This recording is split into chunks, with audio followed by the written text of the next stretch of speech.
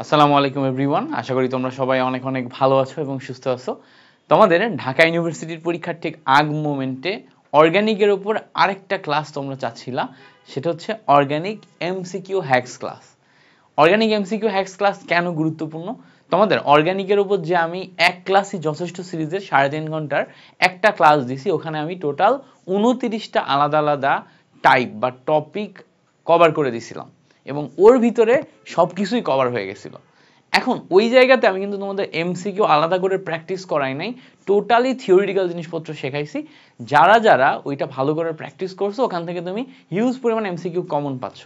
তারপরেও কিছু তোমার ছোটোখাটো ইনফরমেটিভ টাইপের এমসিকিউ, কিছু গুরুত্বপূর্ণ এমসিকিউ আছে যেগুলো একটা দুইটা বাদ পড়ে যায়। ওগুলা বাদ পড়ে যাওয়ার কারণে অর্গানিক থেকে যে 5টা থেকে 7টা এমসিকিউ আসে, ওর ভিতরে তুমি একদম 100% কমন পাচ্ছ না।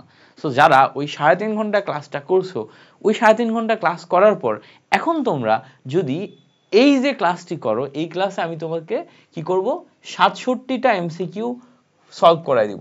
কয়টা?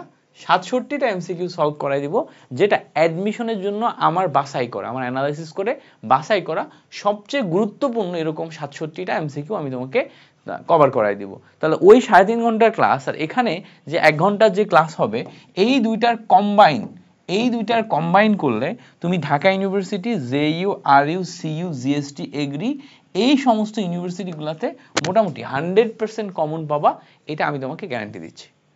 তুমি জাস্ট এই দুইটা ক্লাস প্র্যাকটিস করো, ওই 3.5 ঘন্টার ক্লাস, অ্যান্ড দেন এখন এসে এই তুমি 67টা এমসিকিউ সলভ ক্লাস, এই দুইটা প্র্যাকটিস করলেই ইনশাল্লাহ তোমার অর্গানিক থেকে আর কখনোই এমসিকিউ নিয়ে প্রবলেম হবে না। সো আমার অ্যাডমিশন অর্গানিক সিরিজের এইটা হচ্ছে আরেকটা চমৎকার ক্লাস হতে চলেছে।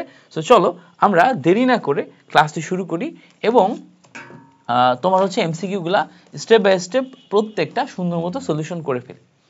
প্রথমে আসো, আমাদের প্রথম যে এমসিকিউটা বলছে নিচের কোন যৌগের কার্বন পরমাণুতে sp2 সংকরণ ঘটে। sp2 সংকরণ, তা আমাদের কার্বন পরমাণুতে sp2 সংকরণ খুঁজতে হবে, বুঝতে পারছো? সো sp2 সংকরণ আমরা এখানে কিভাবে খুঁজবো, দেখো sp2 সংকরণ খুঁজতে বলছে। সেখানে যদি আমরা দেখি CH3 বন্ড CH3, এইটার দিকে যদি তাকাই, এখানে যে কার্বনটা আছে, এই কার্বনের 4 হাতে 4টা সিঙ্গেল বন্ড আছে। সিঙ্গেল বন্ড থাকলে আমরা জানি সংকরণের ক্ষেত্রে সিঙ্গেল বন্ড মানে হচ্ছে সিগমা বন্ড, তাহলে সিগমা বন্ড 4টা, তোমার মুক্ত জোড় বা লন পেয়ার ইলেকট্রন 0, তাহলে x = 4 হলে এটা কিন্তু sp3 সংকরায়ন আসে, বাট আমার চাইছে কি sp2। সো এখানে প্রত্যেকটার ক্ষেত্রে এভাবে অ্যানালাইসিস করে বের করা যায় যে কোনটার কি সংকরণ, এইটার ক্ষেত্রে কি, এইটার ক্ষেত্রে কি, এইটার ক্ষেত্রে কি বের করা যায়। তুমি যদি এইটার দিকে তাকাও, এইটাতে sp2 সংকরায়ন আসবে। কেন sp2 সংকরায়ন আসবে আমরা যদি একটু দেখার চেষ্টা করি, CH2 ডাবল বন্ড CH2, এখানে খেয়াল করে দেখো কার্বনের এই সাইডে ডাবল বন্ড আছে আর দুই হাতে হাইড্রোজেন আছে। তার মানে এখানে যদি আমরা একটু খেয়াল করি, এইটা সিগমা, এইটা সিগমা, এইটা সিগমা, একটা পাই, তাহলে খেয়াল করো তো এখানে x = সিগমা কয়টা, 3টা সিগমা, 0 লন পেয়ার, পাই যে বন্ডটা আছে তো সংকরায়নে অংশগ্রহণ করে না, তাহলে সংকরায়নে অংশগ্রহণ না করলে এইটা তো আমরা কাউন্ট করব না। তাহলে 3 হইলে, দেখো 3 হইলে আমাদের সংকরায়ন আসে হচ্ছে sp2, একটা s, দুইটা p অরবিটাল। সেখান থেকে আমরা বলতে পারি যে কারেক্ট আনসার হচ্ছে অপশন ডি। বুঝতে পারছো? তাহলে নিচের কোন যৌগে কার্বন পরমাণুতে sp2 সংকরায়ন ঘটে জিজ্ঞেস করলে এটা হবে। সো এই ধরনের এমসিকিউ কিন্তু তোমার বারবারই আসবে, জিজ্ঞেস করবে যে জৈব যৌগের স্পেসিফিকভাবে এই যৌগে কি ধরনের সংকরায়ন ঘটছে। তাহলে তুমি কিভাবে করবা, স্টেরিক নাম্বার যে কনসেপ্টটা আছে সেই কনসেপ্ট অনুযায়ী করবা। Steric number concept I guess তোমরা সবাই জানো, তারপর একটু মনে করাই দিই।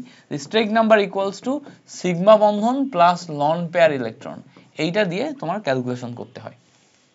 পরে আসো, বলছে কার্বনিল মূলকে কার্বন পরমাণুতে কোন ধরনের হাইব্রিডাইজেশন ঘটে। এই জায়গাতে কার্বনিল মূলকের কার্বন পরমাণুতে হাইব্রিডাইজেশন খুঁজতে হবে। সো কার্বনিল মূলক মানে কার্বন ডাবল বন্ড অক্সিজেন, এইটা হচ্ছে কার্বনিল মূলক। সো এখানে ভালো করে খেয়াল করলে দেখবা এইটা একটা সিগমা বন্ড, এটা একটা সিগমা বন্ড, এখানে একটা সিগমা, একটা পাই বন্ধন আছে। সেখানে যদি আমরা স্টেরিক নাম্বারের দিকে যাই, সিগমা পাচ্ছি দেখো 3টা, পাই পাচ্ছি দেখো একটা, তো পাই বন্ধন তো আর স্টেরিক নাম্বারে আসে না। লন পেয়ার আছে, কোনো লন পেয়ার নাই, তাহলে লন পেয়ার 0, তাহলে এখান থেকে স্টেরিক নাম্বার কত পাচ্ছি 3। স্টেরিক নাম্বার 3 হলে এখানে আমাদের সংকরণ আসে হচ্ছে কত, sp2 সংকরণ। কি সংকরণ আসে? sp2 সংকরণ। সেখান থেকে আমরা কারেক্ট অ্যান্সার পাচ্ছি কি? sp2 সংকরায়ন। বুঝতে পারছো? sp2 সংকরায়ন। সো এইভাবে আমরা কিন্তু কার্বনিল মূলকে হাইব্রিডাইজেশন বুঝতে পারলাম। এটা অনেক আসে, গুরুত্বপূর্ণ একটি এমসিকিউ কার্বনিল মূলকের। সো এটা আমাদের একটু মনে রাখার চেষ্টা করতে হবে। পরে আসো, বলছে বেনজিনে কার্বন কার্বন বন্ধন দৈর্ঘ্য কত? খুবই গুরুত্বপূর্ণ একটি MCQ, VVI, very very important. দেখো বেনজিনের ক্ষেত্রে আমাদের বন্ধন দৈর্ঘ্য কত আসবে? বেনজিন যখন আমরা নিব তখন বন্ধন দৈর্ঘ্য আসবে 0.139 ন্যানোমিটার, এটা বেনজিনের ক্ষেত্রে। যদি আমরা কার্বন কার্বন সিঙ্গেল বন্ধন দেখি, সিঙ্গেল বন্ধনের ক্ষেত্রে আমাদের আসে হচ্ছে 0.154 ন্যানোমিটার। মাথায় রাখতে হবে এই সিঙ্গেল বন্ধন মানে কি? সিঙ্গেল বন্ধন মানে হচ্ছে অ্যালকিন। হ্যাঁ, এই ধরনের ইনফরমেশন গুলো কিন্তু আমাদের ওই যে 27টা টপিকের ক্লাসে মিস গেছিল। সো এই ক্লাসে আমরা এইগুলাও কভার করে ফেলতেছি, যাতে আমাদের এই টাইপের এমসিকিউ আসলে আমরা যেন ভুল না করি। তাহলে কার্বন কার্বন সিঙ্গেল বন্ধন হইলে তখন আমাদের বন্ধন দৈর্ঘ্য কত আসে? 0.154 ন্যানোমিটার। কার্বন কার্বন দ্বিবন্ধন যদি হয় তখন আমাদের বন্ধন দৈর্ঘ্য আসে 0.134 ন্যানোমিটার। ঠিক আছে, তাহলে একটা হচ্ছে 0.134 ন্যানোমিটার, খেয়াল করো, একটা হচ্ছে 0.134 ন্যানোমিটার আর একটা হচ্ছে 0.154 ন্যানোমিটার। আর যখন আমরা বেনজিন নিব, বেনজিন ঠিক এই দুইটার মাঝখানে হবে। বেনজিন নিলে এই দুইটার মাঝখানে হবে, সেটা কত? দেখো সেটা হচ্ছে 0.139 ন্যানোমিটার, 0.139 ন্যানোমিটার। তাহলে আমরা এখান থেকে কি পাচ্ছি? বেনজিনে কার্বন কার্বন বন্ধন দৈর্ঘ্য পাচ্ছি, অন্যান্য ইনফরমেশনগুলো আমরা এখান থেকে পেয়ে গেলাম। তাহলে এখানে আমাদের কারেক্ট অ্যান্সার কোনটা হবে? কারেক্ট অ্যান্সার হবে হচ্ছে option C, option C 0.139 nanometre. Okay, এবার বলছে দেখো নিচের কোনটি বিষম চাকরিক যৌগ? যদি আমাদের বেনজিন বলয়, খেয়াল করো এইটা হচ্ছে আমাদের বেনজিন, তাই না?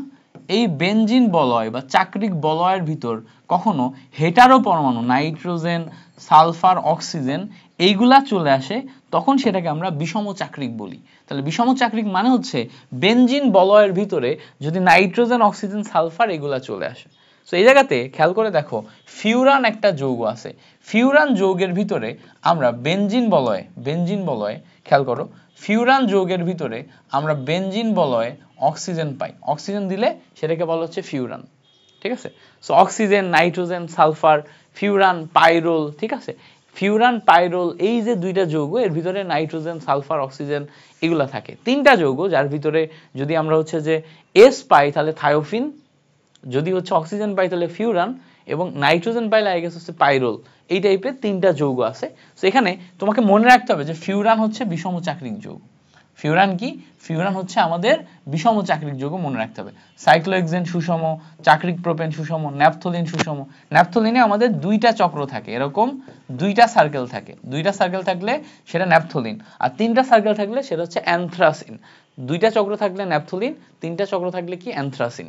ঠিক আছে, এবং ফিউরান হচ্ছে বিষম চাকরিক। ওকে, সো এই হচ্ছে আমাদের এখান থেকে কাহিনী। তাহলে ফিউরানের কাহিনী বুঝলাম, গ্রেট। এবার আসো আমাদের এই ইউপ্যাক পদ্ধতিতে নামকরণ দেখি একটা, খুবই ইম্পর্টেন্ট, এই নামকরণটা অনেকবার আসছে। সো খেয়াল করো, যেহেতু এই নামকরণের শুরুতে এখানে আমাদের CH3 অ্যালডিহাইড আছে, সো অ্যালডিহাইড মূলক থাকলে ওই দিক থেকে আমাদের নাম্বারিং শুরু করতে হয়। তাহলে নাম্বারিং শুরু করলে এটা 1 নাম্বার কার্বন, এটা 2 নাম্বার কার্বন, এটা 3 নাম্বার কার্বন, এটা 4 নাম্বার কার্বন। সো 2 নাম্বার কার্বনে দেখো ক্লোরিন আছে, তাহলে এখানে আমরা লিখতে পারি 2 ক্লোরো, এটা লিখতে পারি না, 2 নাম্বার কার্বনে যেহেতু ক্লোরিন আছে, সো 2 ক্লোরো এই কথাটা লিখতে পারি, 2 ক্লোরো লেখা যায়। এবার দেখো কার্বন সংখ্যা কত? 1 2 3 4, তাহলে 4টা কার্বন মানে বিউট। তাহলে এখানে 2 ক্লোরো, এখানে আমরা বিউটানেল লিখতে পারবো না? বিউটানেল কেন? কারণ অ্যালডিহাইড যেহেতু, সেজন্য হচ্ছে বিউটানেল। সো এখানে ভালো করে খেয়াল করে দেখো অপশন এ আমাদের কারেক্ট অ্যান্সার আসে, সেটা কি? 2 chloro butanal, 2 chloro butanal. Option কি আসে? এ নাম্বার কারেক্ট অ্যান্সার আসে। বুঝছো? তো দেখো 2 ক্লোরো বিউটানেল, এখানে যদি খেয়াল করে দেখো নেল কথাটা এইটাই আছে আর এইটাই আছে, বাট এটা 3 ক্লোরো আছে, বাট এই ক্লোরিন তো 2 নম্বরে, তাহলে 3 ক্লোরো হবে না, অবশ্যই 2 ক্লোরো বিউটানেলই আসবে। ওকে, পরে দেখো আমাদের এখানে পরের এমসিকিউ 6 নাম্বার বলতেছে যেখানে আমাদের একটা অ্যালকাইল হ্যালাইড আছে, এই অ্যালকাইল হ্যালাইডকে আমরা সোডিয়াম এবং শুষ্ক ইথারের উপস্থিতিতে বিক্রিয়া করাইছি, সোডিয়াম এবং শুষ্ক ইথারের উপস্থিতিতে বিক্রিয়া করায় M তৈরি করছি। সো খেয়াল করে দেখো অ্যালকাইল হ্যালাইড, মনে করে খেয়াল করে দেখো অ্যালকাইল হ্যালাইড এর সাথে সোডিয়াম প্লাস আরো একটা অ্যালকাইল হ্যালাইড বিক্রিয়া করে শুষ্ক ইথারের উপস্থিতিতে এবং এই বিক্রিয়াকে বলা হচ্ছে উডস বিক্রিয়া। মনে করে দেখো উডস বিক্রিয়া, এখান থেকে এই সোডিয়াম এই হ্যালোজেন আর এই হ্যালোজেনের সাথে বিক্রিয়া করে সোডিয়াম X তৈরি করে এবং R যুক্ত হয়ে যায়। এইটা ছিল আমাদের উডস বিক্রিয়া। সো উডস বিক্রিয়াতে আমরা দেখছিলাম যে এখানে কার্বন সংখ্যা যা থাকে উৎপাদে যে কার্বন সংখ্যা ডাবল হয়ে যায়, কারণ কি এইটাই দুইবার যুক্ত হয়। তাহলে এখানে কার্বন সংখ্যা আমাদের দেখো দেয়া আছে 1 2 3, তিনটা কার্বন দেয়া আছে। তাহলে উৎপাদ M যখন তৈরি হবে তখন 3 এর জায়গায় এখানে আমরা 3 3 6 পাবো না কার্বন সংখ্যা, এবং 6 কার্বন সংখ্যা বিশিষ্ট কি তৈরি হবে, অ্যালকেন তৈরি হবে। 6 কার্বন সংখ্যা বিশিষ্ট কি তৈরি হবে, অ্যালকেন তৈরি হবে। তাহলে 6 কার্বন সংখ্যা বিশিষ্ট অ্যালকেন হলে এখান থেকে আমরা পাবো হচ্ছে হেক্সেন। কেন হেক্সেন পাবো, কারণ হচ্ছে এখানে 3, ওখানে যে অ্যালকেন প্রস্তুত হবে ডাবল কার্বন সংখ্যা বিশিষ্ট। তাহলে 3 এর ডাবল হচ্ছে 6 মানে হেক্স থেকে অ্যালকেন হেক্সেন। সো আমরা এখানে উডস বিক্রিয়াতে ডাবল কার্বন সংখ্যা বিশিষ্ট অ্যালকেন পাবো। ক্লিয়ার হয়েছে জিনিসটা? আশা করি এই জিনিসটা আমরা ক্লিয়ার করতে পারছি। পরে আসো, পরের এমসিকিউ বলছে যে এই জায়গাতে আমরা টোটাল এই যৌগটা নিছি, এই যৌগের সাথে হাইড্রোজেন ব্রোমাইড যোগ করে এই যৌগ তৈরি করছি, এটার নাম কি? তো খেয়াল করে দেখো এইটা একটা অপ্রতিসম অ্যালকিন। কেন? কারণ এই সাইড থেকে যদি ভাঙো তাহলে ভাঙলে এই সাইড আর এই সাইড দুইটা ভিন্ন অপ্রতিসম, দুইটা প্রতিসম না, ঠিক আছে? এবং এটা দেখো একটা অপ্রতিসম বিকারক। সো অপ্রতিসম অ্যালকিনের সাথে অপ্রতিসম বিকারকের বিক্রিয়া আমরা জানি মার্কোনিকভের নীতি ফলো করে।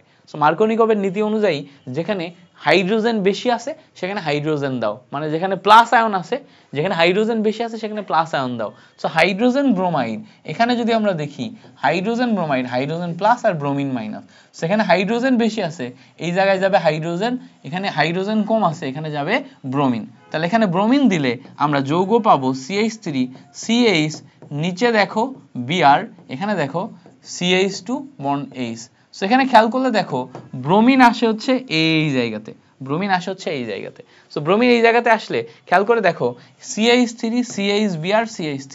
তাহলে দেখো 2 নাম্বার কার্বন যেদিক থেকে কাউন্ট করো 1 2 3, 2 নাম্বার কার্বনে ব্রোমিন আসে না? তাহলে দেখো এটা একটা অ্যালকেন, মানে 3 কার্বন বিশিষ্ট অ্যালকেন, মানে প্রোপেন বা 2 ব্রোমো প্রোপেন। তাহলে দেখো আমাদের অ্যান্সার আসতেছে কি, এই যে সি নাম্বারটা অ্যান্সার আসতেছে। অ্যান্সার কি, 2 ব্রোমো প্রোপেন, 2 নম্বরে ব্রোমো আছে এবং এটা একটা অ্যালকেন এবং সেটাকে আমরা বলতেছি হচ্ছে প্রোপেন।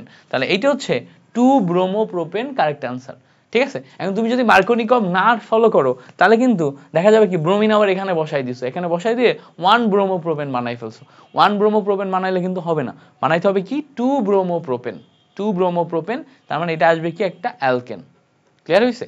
ওকে, পরেরটা আসো বলছে দেখো CH3 CH2 CH2Cl, এই যে যৌগটা আছে টোটাল এই যৌগ, এর সাথে পটাশিয়াম হাইড্রোক্সাইড অ্যালকোহলিক মিডিয়ামে তুমি বি তৈরি করছো। মাথায় রাখবা যখনই তুমি পটাশিয়াম হাইড্রোক্সাইড এইটা যোগ করতেছো অ্যালকোহলিক মিডিয়ামে, খেয়াল করো অ্যালকোহলিক মিডিয়ামে, এখান থেকে অ্যালকোহলিক মিডিয়ামে অপসারণ বিক্রিয়া ঘটে, আর এই পটাশিয়াম হাইড্রোক্সাইড যদি অ্যাকুয়াস মিডিয়াম দাও তখন সেখানে প্রতিস্থাপন বিক্রিয়া ঘটে। এটা মুখস্থ রাখতে হয় যে অ্যালকোহলিক মিডিয়ামে অপসারণ আর তোমার হচ্ছে কি অ্যাকুয়াস মিডিয়ামে প্রতিস্থাপন পটাশিয়াম হাইড্রোক্সাইড। তাহলে এখানে যেহেতু অ্যালকোহলিক মিডিয়াম, তাহলে এখানে কি বিক্রিয়া ঘটবে, অপসারণ বিক্রিয়া ঘটবে। এই পটাশিয়াম হাইড্রোক্সাইডের পটাশিয়াম এই ক্লোরিনকে বের করে নিয়ে পটাশিয়াম ক্লোরাইড আলাদা করে ফেলবে। এই OH আর এখান থেকে একটা H উঠে যে পানি আলাদা হয়ে যাবে। তাহলে দেখো এখান থেকে ক্লোরিনও চলে গেল, এখান থেকে হাইড্রোজেন চলে গেল। তাহলে ক্লোরিন এবং হাইড্রোজেন চলে যাওয়ার পর এই যৌগে অবশিষ্ট কি থাকে, খেয়াল করে দেখো CH3 CH double bond CH2, এটা অবশিষ্ট থাকে। দেখো যেহেতু এটা অ্যালকোহলিক অর্থাৎ অপসারণ বিক্রিয়া ঘটছে, অপসারণ বিক্রিয়া ঘটলে এই জায়গায় ক্লোরিন চলে যাচ্ছে, এখান থেকে হাইড্রোজেন চলে যাচ্ছে। ক্লোরিন আর হাইড্রোজেন চলে গেলে CH ডাবল বন্ড CH2 এটা থাকে। তো CH ডাবল বন্ড CH2 মানে দেখো এইটা একটা 3 কার্বন বিশিষ্ট অ্যালকিন, মানে প্রোপিন। খেয়াল করো এটা 3 কার্বন বিশিষ্ট অ্যালকিন মানে প্রোপিন, এবং প্রথম কার্বনেই যেহেতু আছে তাহলে এখান থেকে আমরা দাগাইতে পারবো প্রোপিন, কারেক্ট আনসার। মানে কি ডি নাম্বার হবে আমাদের কারেক্ট আনসার। তাহলে আমাদের মনে রাখতে হবে এটা ট্রিকটা কি, ট্রিকটা হচ্ছে যদি আমরা অ্যালকোহলিক পাই তাহলে করব অপসারণ, যদি আমরা অ্যাকুয়াস পাই তাহলে করব প্রতিস্থাপন। তাহলে এখানে আমরা অ্যালকোহলিক যেহেতু পাইছি এই জন্য আমরা কি করছি, অপসারণ বিক্রিয়া করছি। পরে দেখো আমাদের এখানে একটা যৌগ দিছে, এই যৌগের নামকরণ করতে বলছে, ইউপ্যাক পদ্ধতিতে নামকরণ করতে বলছে। সো আমরা যদি এই যৌগের নামকরণ করার ট্রাই করি, যৌগটার দিকে যদি খেয়াল করো, যৌগটা কি আসে দেখো, যৌগ দেয়া আছে CH3 ডাবল বন্ড সি এর এখানে দেখো একটা এক্সট্রা CH3 আছে, পরে CH2OH আছে, রাইট? সো CH2OH এই পয়েন্ট পর্যন্ত আমরা যদি দেখি, এটা কার্বন নাম্বার 1, এটা কার্বন নাম্বার 2। এখন এই কার্বন নাম্বার 2 এর পর এই সাইডে আমরা কার্বন নাম্বার 3 নিলাম। সো খেয়াল করে দেখো এই জায়গাতে আমাদের 2 নাম্বার কার্বনে মিথাইল গ্রুপ আছে, আবার 2 নাম্বার কার্বনে ডাবল বন্ডও আছে। তাহলে আমরা এখানে 2 নাম্বার কার্বনে মিথাইল গ্রুপ আছে না, সেজন্য আমরা 2 মিথাইল লিখতে পারি। সো প্রথমে আমরা 2 মিথাইল লিখলাম, গ্রেট, 2 মিথাইল লিখলাম। এবার 2 নাম্বার কার্বনে আমাদের ডাবল বন্ড যেহেতু আছে, তাহলে 2 নাম্বার কার্বনে আমরা এই 2 লিখে এখানে যেহেতু 3 কার্বন বিশিষ্ট 1 2 3, সেজন্য আমরা এখানে প্রোপিন লিখলাম। আর দেখো 1 নাম্বার কার্বনে OH আছে, তাহলে 1 অল লিখলাম। এই হচ্ছে আমাদের এই জৈব যৌগের নামকরণ। বুঝতে পারছো জিনিসটা? তাহলে কি 2 নাম্বার কার্বনে methyl, 2 methyl 2 propene 1 ol, 2 methyl 2 propene 1 ol. এভাবে নামকরণ প্র্যাকটিস করতে করতে একসময় তোমার নামকরণ অ্যাডজাস্ট হয়ে যাওয়ার কথা। সেখান থেকে আমরা পাচ্ছি হচ্ছে 2 মিথাইল 2 প্রোপিন 1 অল। বুঝতে পারছো জিনিসটা? 2 methyl 2 propene 1 all. Okay, that's it. So পরের ম্যাথে আসি, আমরা পরের কোশ্চেনটাতে আসি। পরের কোশ্চেন বলছে যে অ্যানিলিনে সিগমা বন্ধন সংখ্যা কতটি? খুবই চমৎকার একটি কোশ্চেন। অ্যানিলিনে আমাদের সিগমা বন্ধন সংখ্যা কাউন্ট করতে হবে। সো অ্যানিলিনে যদি সিগমা বন্ধন দেখি, বেনজিনের উপর, এটা হচ্ছে আমাদের বেনজিন, এই বেনজিনের উপর NH2 থাকলে সেটাকে বলা হচ্ছে অ্যানিলিন। সো বেনজিনের উপর NH2 মানে নাইট্রোজেনের 2টা হাইড্রোজেন আছে। এখন এখানে আমাদের খেয়াল করে দেখো আমাদের কনজুগেশনটা এমন থাকে, এখানে ডাবল বন্ড, এখানে সিঙ্গেল, এখানে ডাবল, এখানে সিঙ্গেল, এখানে ডাবল, এভাবে কনজুগেশন থাকে। এবার খেয়াল করে দেখো এই জায়গাতে আমাদের বন্ড হাইড্রোজেন, এখানে বন্ড হাইড্রোজেন, এখানে বন্ড হাইড্রোজেন, এখানে বন্ড হাইড্রোজেন, এখানে বন্ড হাইড্রোজেন থাকে। এখন আমাদের কাউন্ট করতে হবে কি সিগমা বন্ধন। তাহলে সিগমা বন্ধন দেখো, একটা, দুইটা, সিগমা বন্ধন, সিগমা বন্ধন, সিগমা বন্ধন, সিগমা, সিগমা, সিগমা, সিগমা, সবগুলো আমাদের সিগমা। আচ্ছা, তাহলে এখানে প্রত্যেকটাতে একটা করে সিগমা আছে। তাহলে এবার পাশাপাশি আরো আমাদের সিগমা আছে, খেয়াল করে দেখো সিগমা কিন্তু শেষ হয় না, হাইড্রোজেন যে কয়টা আছে প্রত্যেকটা একটা করে সিগমা। এই হচ্ছে আমাদের সিগমা বন্ধন সংখ্যা। তাহলে এখন কাউন্ট করো তো কতগুলা সিগমা আছে। একটা, দুইটা, তিনটা, চারটা, পাঁচটা, ছয়টা, সাতটা, আটটা, নয়টা, 10টা, 11 12 13 14। টোটাল মিলে আমরা এখান থেকে কাউন্ট করলে 14টা সিগমা বন্ধন পাই। আবার যদি কাউন্ট করি দেখো 1 2 2 গেল, উপরে এই 2 গেল। আচ্ছা, এবার দেখো 1 2 3 4, 1 2 3 4 5 6 7 8 9 10 10 11। সো এই টোটাল মিলে আমরা হচ্ছে যে কাউন্ট করে 14টা পাচ্ছি হচ্ছে সিগমা বন্ধন। আর এই জায়গায় একটা আছে দেখো, এই জায়গায় একটা, এই যে নাইট্রোজেনের মাঝখানে এই জায়গাতে একটা সিগমা বন্ধন আছে, সিঙ্গেল বন্ড। তো টোটাল মিলে কাউন্ট করে আমরা এখানে কয়টা পাচ্ছি, 14টা সিগমা বন্ধন পাচ্ছি। তো 14টা সিগমা বন্ধন পাইলে আমরা এখান থেকে দাগাইতে পারি 14 হচ্ছে কারেক্ট আনসার। তার মানে অ্যানিলিনের সিগমা বন্ধন সংখ্যা কয়টা, 14টা। দুইটা ওয়ে, এক, তুমি এইটা অ্যানিলিনের সিগমা বন্ধন সংখ্যা 14টা তুমি মুখস্থ করতে পারো, দুই, তুমি এভাবে স্ট্রাকচার মনে রাখতে পারো, দিয়ে কাউন্ট করে পরীক্ষা হলে লাগাইতে পারো। আমি প্রেফার করব হুবহু এটাই যেহেতু এমসিকিউতে আসে মুখস্থ করে ফেলো, স্ট্রাকচার একে আবার কাউন্ট করার দরকার নেই, আসলেই তুমি জানো দাগাই দিতে পারো যে 14টা হবে আমার কারেক্ট আনসার। ওকে, পরের এমসিকিউ দেখো, বলছে 2 ডিগ্রি অ্যালকোহলের কার্যকরী মূলক কোনটি?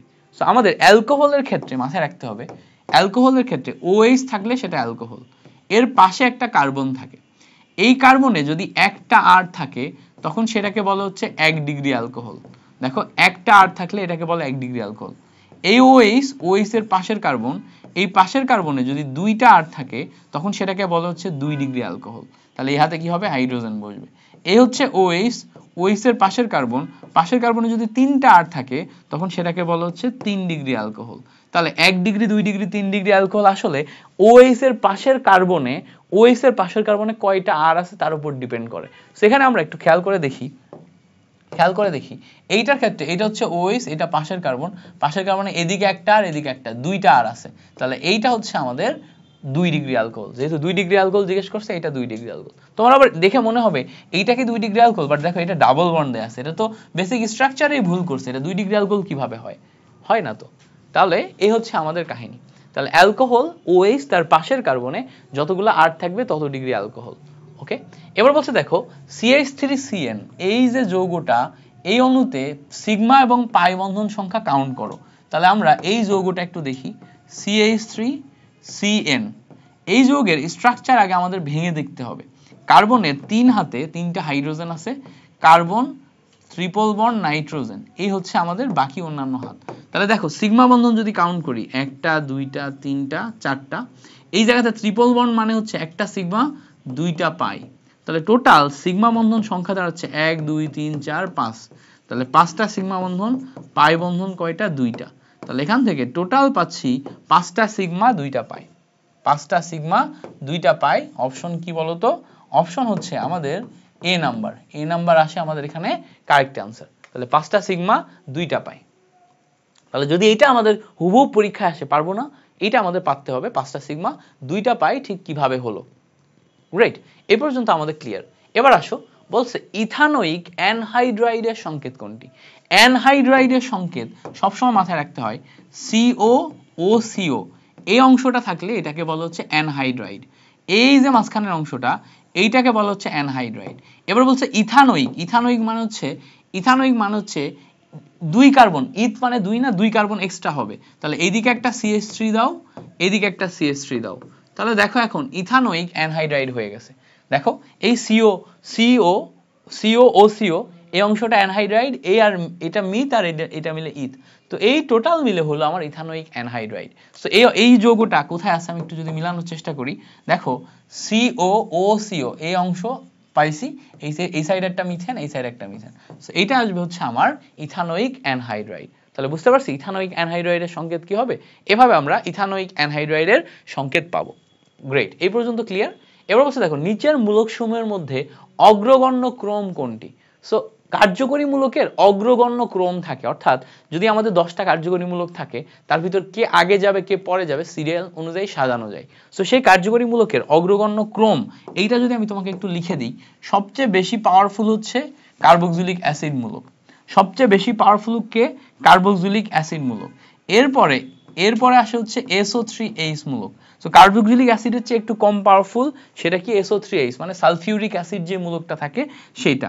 এরপরে দেখো এই অ্যাসিডেরই আমাদের 2টা অংশ থাকে, একটা হচ্ছে অ্যাসিড হ্যালাইড আর একটা হচ্ছে অ্যাসিড অ্যামাইড। সো খেয়াল করে দেখো এই যে আমরা এখানে কার্বক্সিলিক অ্যাসিড লিখলাম, এখান থেকেই কিন্তু আমাদের 2টা জাতক তৈরি করছে, একটা অ্যাসিড হ্যালাইড একটা অ্যাসিড অ্যামাইড। এই 4 ধরনের অ্যাসিড, এদের পাওয়ার সবচেয়ে বেশি, এরা সবার উপরে থাকে, এদের পাওয়ার সবচেয়ে বেশি, এরা কি সবার উপরে থাকে।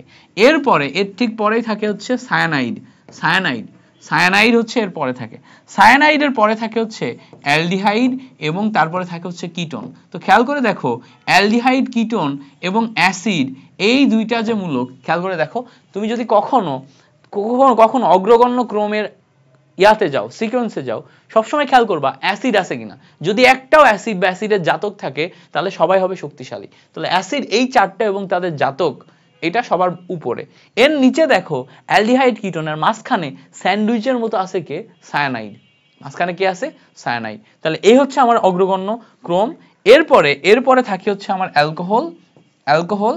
তারপরে জানলেই হয় সেটা হচ্ছে 2 3 1, মানে 2 double bond, triple bond, single bond, এই কয়টা জানলেই তুমি জানতে পারবা। সো অগ্রগণ্য ক্রম নিচে থেকে উপরে যত যাবে তার প্রায়োরিটি তত বেশি। তাহলে খেয়াল করো এখানে সবচেয়ে বেশি প্রায়োরিটি কার্বক্সিলিক অ্যাসিডের। তো আমরা একটু খেয়াল করে দেখি তো আমাদের অপশনের ভিতর কার্বক্সিলিক অ্যাসিড আছে?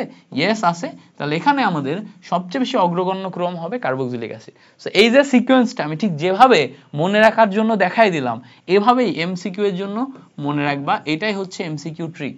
এইভাবেই এমসিকিউ এর জন্য মনে রাখার চেষ্টা করবা, এটাই এমসিকিউ এর জন্য ট্রিক। মনে রাখার চেষ্টা করবা। তাহলে এইটা ব্যবহার করে তুমি বিভিন্ন ম্যাথ করতে মানে বিভিন্ন এমসিকিউ দাগাইতে পারবা। সবসময় যে এই 4টা অপশনই থাকবে এমন কিন্তু না, অপশন চেঞ্জ হয়ে অন্য কিছু আসতে পারে। যদি চেঞ্জ হয়ে অন্য কিছু আসে তাহলে সেটা দাগাতে হবে, তাই না? তাহলে কি করবা, যে নিচের মূলক সমূহের মধ্যে কোনটির অগ্রগণ্য মূলক যদি জিজ্ঞেস করে তাহলে এটা। ওকে, পরে আসো, পরের এমসিকিউ দেখি। বলছে যে প্রোপানন সাধারণত কোন ধরনের সমানুতা প্রদর্শন করে। আমরা যদি একটু প্রোপাননের দিকে তাকাই, প্রোপানন হচ্ছে CH3 CO CH3। So propanone basically একটা কিটোন।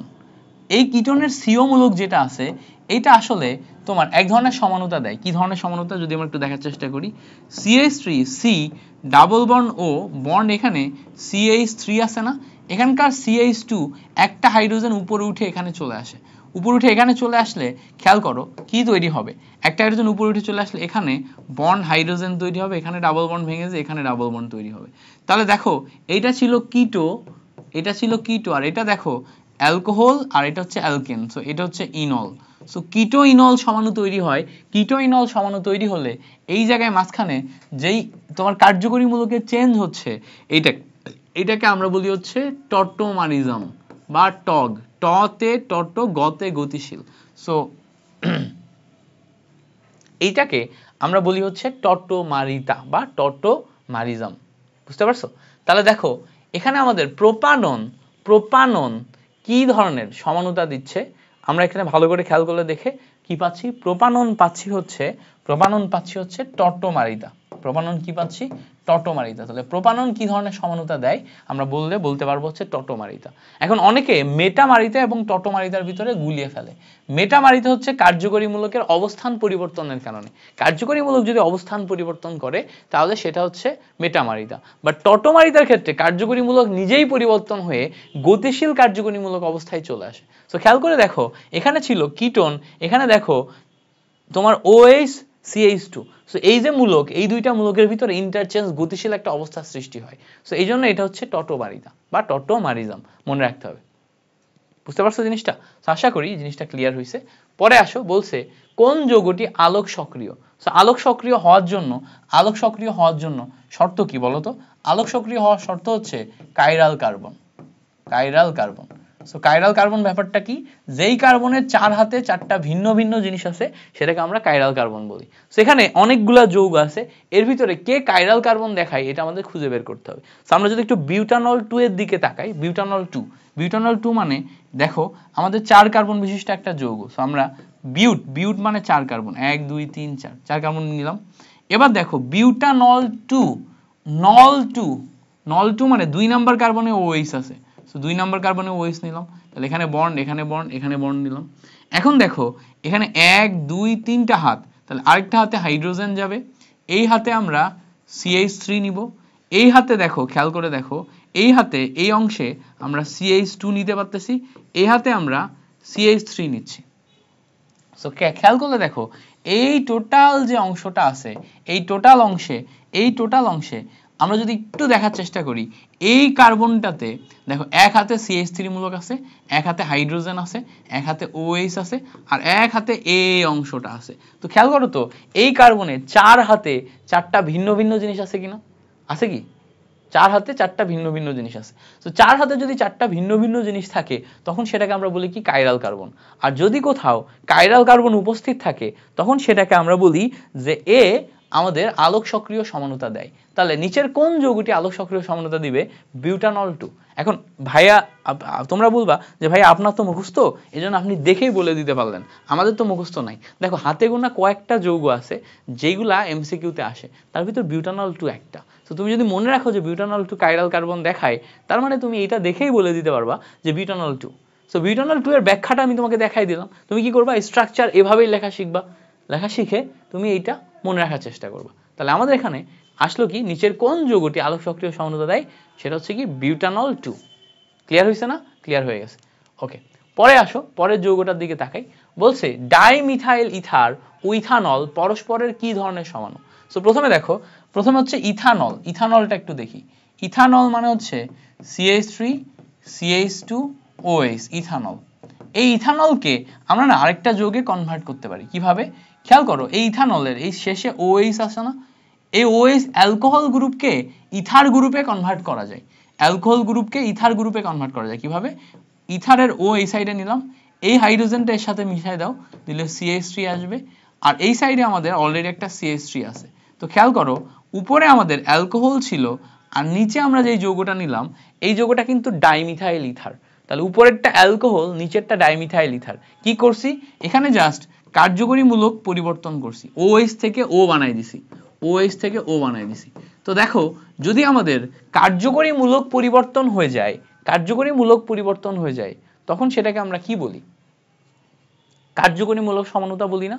তাহলে দেখো এখানে ডাইমিথাইল ইথার এবং ইথানল পরস্পরের কার্যকরীমূলক পরিবর্তন করছে, এই জন্য এটাকে আমরা উত্তর হিসেবে বলবো এটা হচ্ছে কার্যকরীমূলক সমাণু। তাহলে কি ধরনের সমানুতা দেখাবে? কার্যকরীমূলক সমাণু।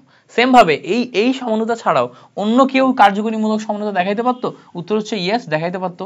যেমন দেখো CH3 CH2 CHO, প্রোপানল একটা অ্যালডিহাইড, এটাকেই আমরা কিন্তু অ্যালডিহাইড থেকে কিটোনে কনভার্ট করতে পারি, CH3 CO CH3। দেখো অ্যালডিহাইড এবং কিটোন গাঠনিক সংকেত এবং অন্যান্য সবকিছু সেম, শুধুমাত্র এখানে অ্যালডিহাইড মূলক আছে, এখানে কিটোন মূলক আছে। তাহলে এরাও কিন্তু পরস্পরের ভিতর কার্যকরী মূলকের ইন্টারচেঞ্জ করছে, তো এগুলোকে কার্যকরীমূলক সমানুতা বলা যায়। তাহলে দেখো এইটাও কার্যকরীমূলক সমানুতার উদাহরণ, এটাও কার্যকরীমূলক সমানুতার উদাহরণ। এইটার ক্ষেত্রে আমরা সংকেত দিয়ে করছি, এইটার ক্ষেত্রে আমাদের এখানে নাম বলে দিছে, আমরা সংকেতে কনভার্ট করে তারপরে মেলাইছি। তাহলে এখানে কি হয়েছে? এটা ছিল হচ্ছে আমাদের ইথানল, এটা ডাইমিথাইল ইথার। সো আমাদের ক্লিক করতে হবে যে অ্যালকোহল এবং ইথারে কনভার্ট করা যায়, অ্যালডিহাইড এবং কিটোনে কনভার্ট করা যায়। অ্যালকোহল এবং ইথার, অ্যালডিহাইড, কিটোন এগুলার ভিতরে আমরা ইন্টার কনভার্সন করতে পারি। এটা খুবই গুরুত্বপূর্ণ একটা ফ্যাক্টর। সো আশা করি এই ব্যাপারটা আমাদের ক্লিয়ার হয়ে গেছে। পরে আসো, বলছে গ্লুকোজ অণুতে কয়টি কাইরাল বা অপ্রতিসম কার্বন থাকে? সো প্রথমে আমাদের এই প্রশ্ন সমাধান করতে গেলে গ্লুকোজ অণু এটা আগে চিনতে হবে। সো গ্লুকোজ অণুর বেসিক সংকেত কি? খেয়াল করো, গ্লুকোজ অণুর বেসিক সংকেত হচ্ছে উপরে দেখো টোটাল আমাদের 6টা কার্বন যায়, 1 2 2 3 4 5 6। সো উপরে দেখো, উপরে থাকে CHO আর নিচে থাকে CH2OH। সো উপরে থাকে CHO, নিচে থাকে কি? CH2OH। বাকি হাতগুলোতে OH এবং H থাকে, বাকি হাতগুলোতে OH এবং H থাকে, বাকি হাতগুলোতে OH এবং H থাকে, OH এবং H থাকে। এই হচ্ছে একটা গ্লুকোজের বেসিক সংকেত। সো এই গ্লুকোজের বেসিক সংকেতের দিকে তুমি যদি তাকাও, খেয়াল করে দেখো এই কার্বন কখনোই কাইরাল কার্বন না, এই কার্বন কখনোই কাইরাল কার্বন না, 4 হাতে 4টা ভিন্ন ভিন্ন জিনিস নাই। এই কার্বনও কখনোই কাইরাল কার্বন না, 4 হাতে 4টা ভিন্ন ভিন্ন জিনিস নাই। বাট এই কার্বনটা কাইরাল কার্বন, দেখো কিভাবে, এই হাতে ভিন্ন, এই হাতে ভিন্ন, এই হাতে ভিন্ন, টোটাল এই হাতে ভিন্ন, তাই না? এই কার্বনটা দেখো কাইরাল কার্বন, এই হাত ভিন্ন, এই হাত ভিন্ন, উপরে ভিন্ন, নিচে ভিন্ন, এটাও কাইরাল কার্বন, এটাও কাইরাল কার্বন। সো চিন্তা করে দেখলে এই 4টা আমাদের কাইরাল কার্বন দেখায়।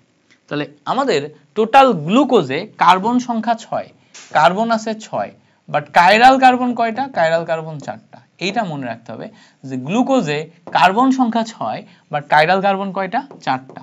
তাহলে এখান থেকে আমরা মুখস্থ মনে রাখবো যে গ্লুকোজে কার্বন সংখ্যা 6 বাট কাইরাল কার্বন 4টা, কার্বন সংখ্যা 6 বাট কাইরাল কার্বন কয়টা?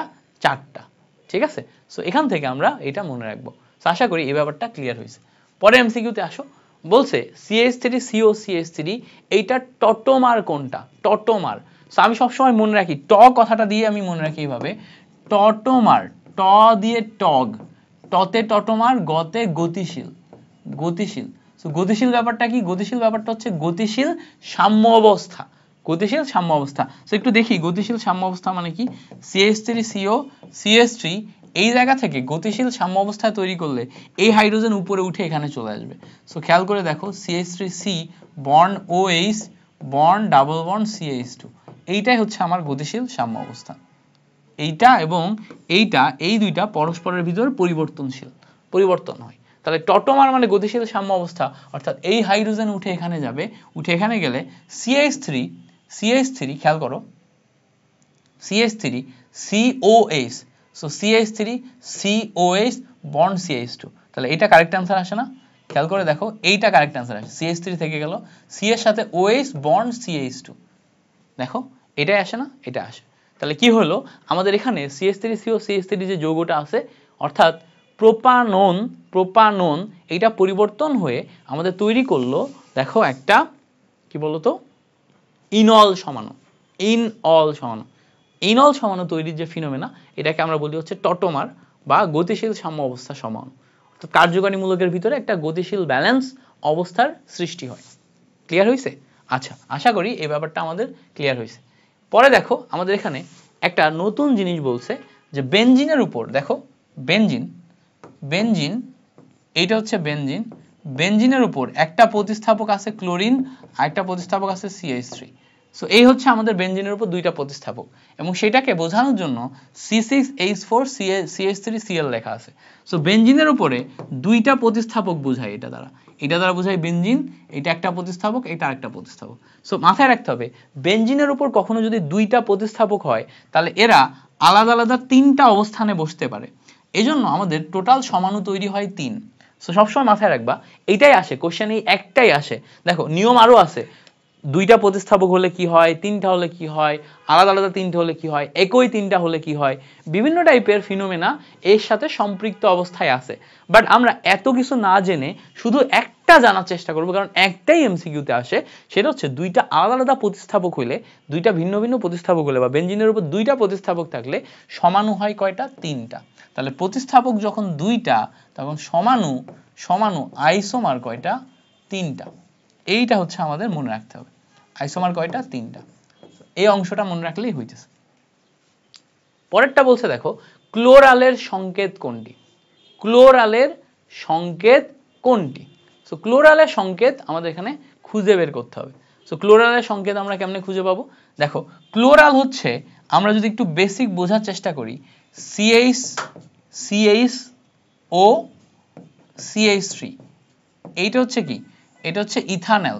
সো এই ইথানলের এই হাইড্রোজেনকে সরায় 3 হাতে 3টা ক্লোরিন দিলে সেটাকে বলা হচ্ছে ক্লোরাল।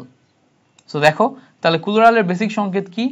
ClCCHO। এইটা হচ্ছে আমাদের ক্লোরালের সংকেত। অর্থাৎ CH3CHO এর 3টা হাইড্রোজেনকে সরায় আমরা যদি 3টা ক্লোরিন দিই সেইটা ক্লোরাল তৈরি করে। তাহলে সি নাম্বার হচ্ছে আমাদের chloral, CCl3CHO, that is the chloral, CCl3CHO। বুঝতে পারছো? ওকে, গ্রেট, এই পর্যন্ত আমাদের ক্লিয়ার। পরে আসো, বলছে নিচের কোনটি জ্যামিতিক সমানতা প্রদর্শন করে?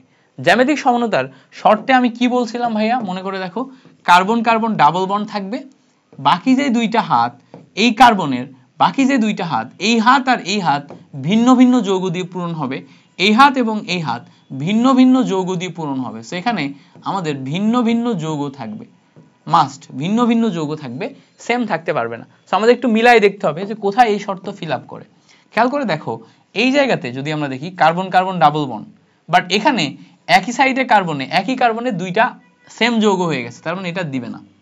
এখানে দেখো কার্বন কার্বন ডাবল বন্ড একই সাইডে সেম যৌগ হয়ে গেছে, দিবে না। কার্বন কার্বন ডাবল বন্ড একই সাইডে সেম যৌগ হয়ে গেছে, দিবে না।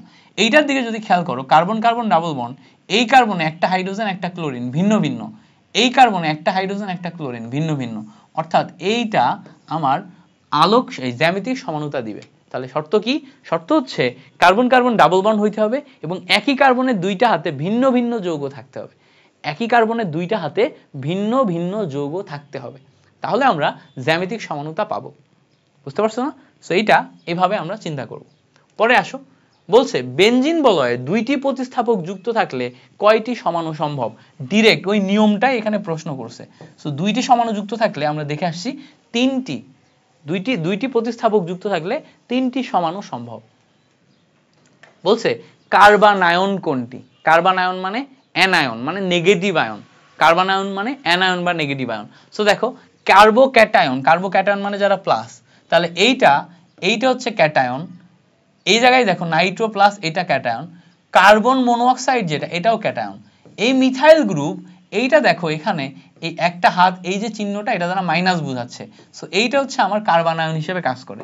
তোমাকে একটা জিনিস মাথায় রাখতে হবে, মিথাইল মূলক এ প্লাস হিসেবেও কাজ করতে পারে, মিথাইল মূলক এ মাইনাস হিসেবেও কাজ করতে পারে। সো মিথাইল মূলক যদি এখানে প্লাস চিহ্ন না থাকে তার মানে এটা মাইনাস হিসেবে কাজ করছে। এখানে যেহেতু এই সামনে একটা মাইনাস চিহ্ন মতো ছিল, সো এটা মাইনাস হিসেবে কাজ করছে। তাহলে কার্বানায়ন জিজ্ঞেস করছে, এখানে উত্তর কি হবে? মিথাইল মূলক যেটা আছে এটা হচ্ছে মিথাইল কার্বানায়ন। বুঝতে পারছো জিনিসটা? আচ্ছা, এবার আসো, বলছে নিচের কোনটি ইলেকট্রোফাইল। ইলেকট্রোফাইল কথাটার মানে হচ্ছে ইলেকট্রন আকর্ষী, ইলেকট্রন আকর্ষী।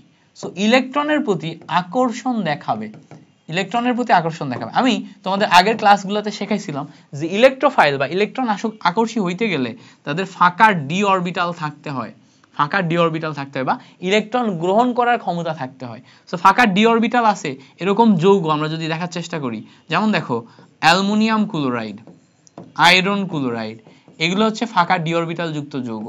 সালফার ডাইঅক্সাইড, এছাড়া BF3 তে ফাঁকা ডি অরবিটাল না থাকলেও ফাঁকা পি অরবিটাল থাকে, এই জন্য BF3। এগুলো হচ্ছে সব ফাঁকা অরবিটাল থাকার কারণে ইলেকট্রোফাইল হিসেবে কাজ করে। তাহলে এখানে ইলেকট্রোফাইল হিসেবে কাজ করবে কে? অ্যালুমিনিয়াম ক্লোরাইড, বিকজ অ্যালুমিনিয়ামে ফাঁকা ডি অরবিটাল আছে। তাহলে অ্যামোনিয়াতে দেখো, এখানে অ্যামোনিয়া নাইট্রোজেনের উপর একজোড়া মুক্ত জোড়া ইলেকট্রন থাকায় এ কিন্তু ইলেকট্রোফাইল না, এ কিন্তু আবার নিউক্লিওফাইল। এখানে দেখো অ্যালকোহলের উপর একজোড়া মুক্ত জোড়া ইলেকট্রন থাকায়, পানির উপর দুই জোড়া মুক্ত জোড়া ইলেকট্রন থাকায়, এরা সবাই মুক্ত জোড়া ইলেকট্রন থাকায় এরা কিন্তু ইলেকট্রন ডোনেট করতে পারে। সো এরা কিন্তু আবার নিউক্লিওফাইল না, এরা কিন্তু আবার ইলেকট্রোফাইল না, এগুলোকে আবার নিউক্লিওফাইল। তাহলে এইটা শুধু ইলেকট্রোফাইল, বাকিগুলো nucleophile. So electrophile nucleophile related বিস্তারিত ব্যাখ্যা আমি তোমাদের কিন্তু ম্যারাথনে দেখাইছি, বুঝতে পারছো? সো এখন আমরা এখানে জাস্ট কি দেখলাম, আমরা ব্যাখ্যাগুলো বোঝার চেষ্টা করলাম, এমসিকিউ সলিউশন কিভাবে করব সেটা বোঝার চেষ্টা করলাম। ওকে, একটু ভিডিওটা পজ করো, তারেক পজ করতে পারবা? সো চলো আমরা এরপর থেকে আবার দেখি আমাদের পরবর্তী এমসিকিউগুলা যেগুলো আছে এগুলো আমরা একটু দেখার চেষ্টা করি। সো পরবর্তী এমসিকিউ দেখো, বলছে কার্বনিয়াম আয়নসমূহের স্থায়িত্বের ক্রম কোনটি? দেখো কার্বনিয়াম, কার্বনিয়াম খেয়াল করো, কথাটা ভালো করে বুঝবা। কার্বনিয়াম, কার্বনিয়াম কথাটার মানে কি? দেখো কার্বনিয়াম আয়ন মানে হচ্ছে প্লাস আয়ন, কার্বান আয়ন মানে হচ্ছে মাইনাস আয়ন, কার্বান আয়ন একটা আছে এটার মানে হচ্ছে মাইনাস আয়ন। সো কার্বনিয়াম বা কার্বোক্যাটায়ন এই কথাটার মানে হচ্ছে প্লাস আয়ন। সো এখানে আমরা কার্বনিয়াম এই কথাটার মানে যদি আমরা একটু দেখার চেষ্টা করি, মানে প্লাস আয়ন, ট্রিক কি শিখিয়েছিলাম আমি তোমাদের? বলছিলাম যে FCS যেহেতু 1 2 3 এই জন্য শুরু হবে 3 2 1। এর মানে কি? এর মানে হচ্ছে ফ্রি রেডিকাল কার্বনিয়াম আয়ন এদের ক্ষেত্রে স্টেবিলিটি অর্ডার বা স্থায়িত্বের ক্রম 3 2 1। অর্থাৎ যখন আমি ফ্রি রেডিকাল নিব, কার্বনিয়াম আয়ন বা প্লাস আয়ন নিব এবং স্টেবিলিটি অর্ডার যখন আসবে তখন আসবে হচ্ছে 3 2 1। সো এখানে স্থায়িত্বের ক্রম বলছে, তার মানে কার্বনিয়াম আয়ন বা প্লাস আয়নের ক্ষেত্রে স্থায়িত্ব সবচেয়ে বেশি 3, তারপরে 2, তারপরে 1। তাহলে দেখো তো রেকর্ড হচ্ছে কিনা। সো 3 2 1। সো এই জায়গাতে আমাদের 3 2 1 এই অংশে যাইতে হবে। সো আমরা 3 2 1 এখন খোঁজার চেষ্টা করব যে স্টেবিলিটিতে 3 ডিগ্রি সবচেয়ে বেশি কই আছে। সো দেখো 3 ডিগ্রি 2 ডিগ্রি 1 ডিগ্রি আমরা যদি একটু মিলানোর চেষ্টা করি, দেখো এইটা হচ্ছে 3 ডিগ্রি, খেয়াল করো এইটা হচ্ছে 3 ডিগ্রি, তারপর 2 ডিগ্রি, তারপর 1 ডিগ্রি, তারপর মিথাইল। কিন্তু এই জায়গাতে না তোমার সিকোয়েন্সটা উল্টা দেয়া আছে। এইটা মেইন বই থেকে তোলা একটা এমসিকিউ। তো সবচেয়ে বেশি স্থায়িত্ব কার হবে? 3 ডিগ্রির, মানে চিহ্নটা এদিকে যাবে, তারপর 2 ডিগ্রি এদিকে যাবে, তারপর 1 ডিগ্রি এইদিকে যাবে, তারপর এটা। তার মানে এইটা অ্যান্সার হবে যদি চিহ্নটাকে আমরা পরিবর্তন করে উল্টায় দিই তখন। বাকি দেখো একটাতেও তোমার সিকোয়েন্স ঠিক করে সাজানো নেই, এলোমেলো করে সাজানো সব, ঠিক আছে? So 3 degree 2 degree 1 degree carbonium ion, এইটা আসবে হচ্ছে আমার কারেক্ট আনসার, বুঝতে পারছো? বেসিক্যালি এটা হচ্ছে আমার টাইপিস্ট টু ভুল করতে পারে। এই যে দুইটা আছে এই দুইটা দেখো একই অপশন হয়ে গেছে, এইটা আর এটা। সো এটা উল্টা হবে, ওইদিকে যাবে। সো তার মানে কি স্থায়িত্বের ক্রম কি হবে? 3 ডিগ্রি 2 ডিগ্রি 1 ডিগ্রি। সো এই যে ট্রিকটা, এইটা অ্যাপ্লাই করে তুমি কিন্তু স্থায়িত্ব এবং তোমার রিঅ্যাক্টিভিটি দুইটারই অর্ডারটা খুব সুন্দর মতো মনে রাখতে পারো। পরে দেখো বলছে কার্বন আয়নের স্থায়িত্বের ক্রম কোনটা। সো দেখো আমরা দেখছি যে free radical carbonium ion stability order 3 2 1। তাহলে কার্বন আয়ন বা অ্যানায়নের ক্ষেত্রে স্টেবিলিটি অর্ডার S 1 2 3। তাহলে S 1 2 3 মানে যে অ্যানায়ন তার জন্য স্টেবিলিটি, যে অ্যানায়ন তার জন্য স্টেবিলিটি 1, তার চেয়ে 2, তার চেয়ে 3। এর চেয়েও কম আসবে কে? মিথাইল। এর চেয়েও কম কে আসবে? মিথাইল। তাহলে আমরা যদি একটু দেখার চেষ্টা করি, তো প্রথমে আসবে হচ্ছে মিথাইল, তারপরে 1 ডিগ্রি, তারপর 2 ডিগ্রি, তারপর 3 ডিগ্রি। একটু মিলাও দেখো, মিথাইল, তারপর 1 ডিগ্রি, তারপর 2 ডিগ্রি, তারপর 3 ডিগ্রি। তাহলে অ্যানায়নের ক্ষেত্রে অপশন এ আসবে কারেক্ট আনসার। অ্যানায়নের ক্ষেত্রে কি আসবে? অপশন এ আসবে কারেক্ট আনসার, মিথাইল 1 2 3। সো এই যে জিনিসপত্রগুলা, এগুলা ট্রিক অ্যাপ্লাই করে তোমাকে এমসিকিউ গুলা সলিউশন করতে পারতে হবে। সো এই এমসিকিউ কিন্তু খুবই ইম্পর্টেন্ট, মাথায় রাখবা। পরে আসো, বলছে হাকেল নীতি অনুসারে অ্যানথ্রাসিনে সঞ্চারণশীল পাই ইলেকট্রন কয়টা? সো আমরা জানি যে ন্যাপথলিনে আমাদের চক্র থাকে 2টা, ন্যাপথলিনে আমাদের বেনজিন চক্র থাকে এরকম কয়টা থাকে? 2টা। এটা হচ্ছে ন্যাপথলিন। বাট যখনই আমি 3টা নিব, 3টা নিলে তখন এটাকে বলা হচ্ছে অ্যানথ্রাসিন। So n = 3। এখন আমাদের পাই ইলেকট্রন কয়টা থাকে? 4n + 2 সংখ্যক পাই ইলেকট্রন। সো n = 3 বসালে 4 × 3 + 2 ক্যালকুলেশন করলে দেখো 14টা পাই ইলেকট্রন পাওয়া যায়। তাহলে এখান থেকে আমরা টোটাল মিলে ক্যালকুলেশন করে 14টা পাই ইলেকট্রন পাবো অ্যানথ্রাসিনের জন্য। সো অ্যানথ্রাসিনে যেহেতু আমাদের বেনজিন 3টা, তাহলে পাই ইলেকট্রন কয়টা? 14টা। বুঝতে পারছো? বেনজিন 3টা, পাই ইলেকট্রন 14টা, বোতলটা নষ্ট হয়ে যাচ্ছে। সো এবার আসো পরবর্তী এমসিকিউটা দেখি। বলছে যে এই যে যৌগটিতে সঞ্চারণশীল পাই ইলেকট্রন কয়টা? সো যৌগটার দিকে একটু খেয়াল করো। যৌগটা হচ্ছে এরম চিহ্ন দেয়া আছে, এরম চিহ্ন দেয়া আছে, এরম চিহ্ন দেয়া আছে, দিয়ে এখানে অক্সিজেন দেয়া আছে, এখানে একটা পাই, এখানে একটা পাই, এখানে এক জোড়া পাই। তাহলে খেয়াল করো, সঞ্চারণশীল পাই ইলেকট্রনের দিকে যদি চিন্তা করো, তাহলে একটা পাই, দুইটা পাই, 3টা পাই বন্ড আছে। তাহলে ইলেকট্রন কয়টা হবে? একটা বন্ডে 2টা করে ইলেকট্রন, টোটাল মিলে এখানে 6টা পাই ইলেকট্রন আসবে। সেখান থেকে আমরা আনসার হিসেবে পাবো কি? 6টা পাই ইলেকট্রন। বুঝতে পারছো? তাহলে এই যৌগে পাই বন্ড 3টা, তাহলে পাই ইলেকট্রন কয়টা? 6টা। গ্রেট। এই হচ্ছে আমাদের পরের এমসিকিউটা। এবার বলছে দেখো কোনটি অপ্রতিসম অ্যালকিন? অপ্রতিসম অ্যালকিন মানে হচ্ছে অ্যালকিনের যে ডাবল বন্ড আছে, এই ডাবল বন্ড বরাবর তুমি যদি ভেঙে ফেলো, তাহলে এই দিক আর এই দিক প্রতিসম হইতে পারবে না। সো খেয়াল করো, এইটার এটা প্রতিসম। এখানে যদি তুমি ভাঙো, এখানে যদি ভাঙো, তাহলে দেখো এই দিক আর এই দিক প্রতিসম হয়ে যাচ্ছে, এদিকেও যে কয়টা আছে, এদিকেও সে কয়টা আছে। এখানে খেয়াল করো, যদি তুমি এই বরাবর ভাঙো, দেখো এই দিক আর এই দিক, এইটা হচ্ছে অপ্রতিসম, এই দিক ছোট, এই দিক বড়। বাকিগুলা দেখো সবগুলাই সমান সমান হয়ে যাচ্ছে। শুধুমাত্র অপশন সি তে আমাদের এটা হচ্ছে অপ্রতিসম অ্যালকিন। তাহলে অপ্রতিসম অ্যালকিন কি? Option C. পরেরটা দেখো, বলছে ন্যাপথলিন যৌগে সঞ্চারণশীল পাই ইলেকট্রন কয়টা? তাহলে আমরা জানি ন্যাপথলিনে তোমার টোটাল কয়টা? 2টা। টোটাল আমাদের হচ্ছে বেনজিন চক্র কয়টা? 2টা। তাহলে 2টা বেনজিন চক্র হইলে ন্যাপথলিনে পাই ইলেকট্রন আসবে 4n + 2 সংখ্যক। তাহলে 4 × 2 + 2 সংখ্যক ক্যালকুলেশন করলে 10টা আসবে। বুঝতে পারছো? তাহলে ন্যাপথলিনের ক্ষেত্রে পাই ইলেকট্রন কয়টা? 10টা। তাহলে এইটা হচ্ছে আমাদের কারেক্ট আনসার। ন্যাপথলিনে পাই ইলেকট্রন আসে হচ্ছে আমাদের 10টা। ওকে। পরে বলছে নিচের কোন মূলকটি বেনজিন বলয়ে অর্থ প্যারা নির্দেশ করে? সো অর্থ প্যারা নির্দেশক, এই কথাটার মানে কি? অর্থ এবং প্যারা পজিশন নির্দেশ করে। তাই অর্থ এবং প্যারা পজিশন মানে ও এবং পি, অর্থ প্যারা। এবং এরা ইলেকট্রন ঘনত্ব বাড়ায়, ঘনত্ব কি করে? বাড়ায়। ঠিক আছে? এবং এদেরকে বলা হচ্ছে electron donating group, donating group. So এইগুলো আমি তোমাদের আগেও শেখাইছি, যেটা ইলেকট্রন ঘনত্ব বাড়ায়, ইলেকট্রন ডোনেটিং গ্রুপ। এবং এই যে ইলেকট্রন ঘনত্ব বাড়ায়, ইলেকট্রন ডোনেটিং গ্রুপ, এটা চেনার উপায় কি? এদের চেনার উপায়, এখানে সিঙ্গেল বন্ড থাকবে, সিঙ্গেল বন্ড থাকবে, কোনো ডাবল বা ট্রিপল বন্ড থাকবে না।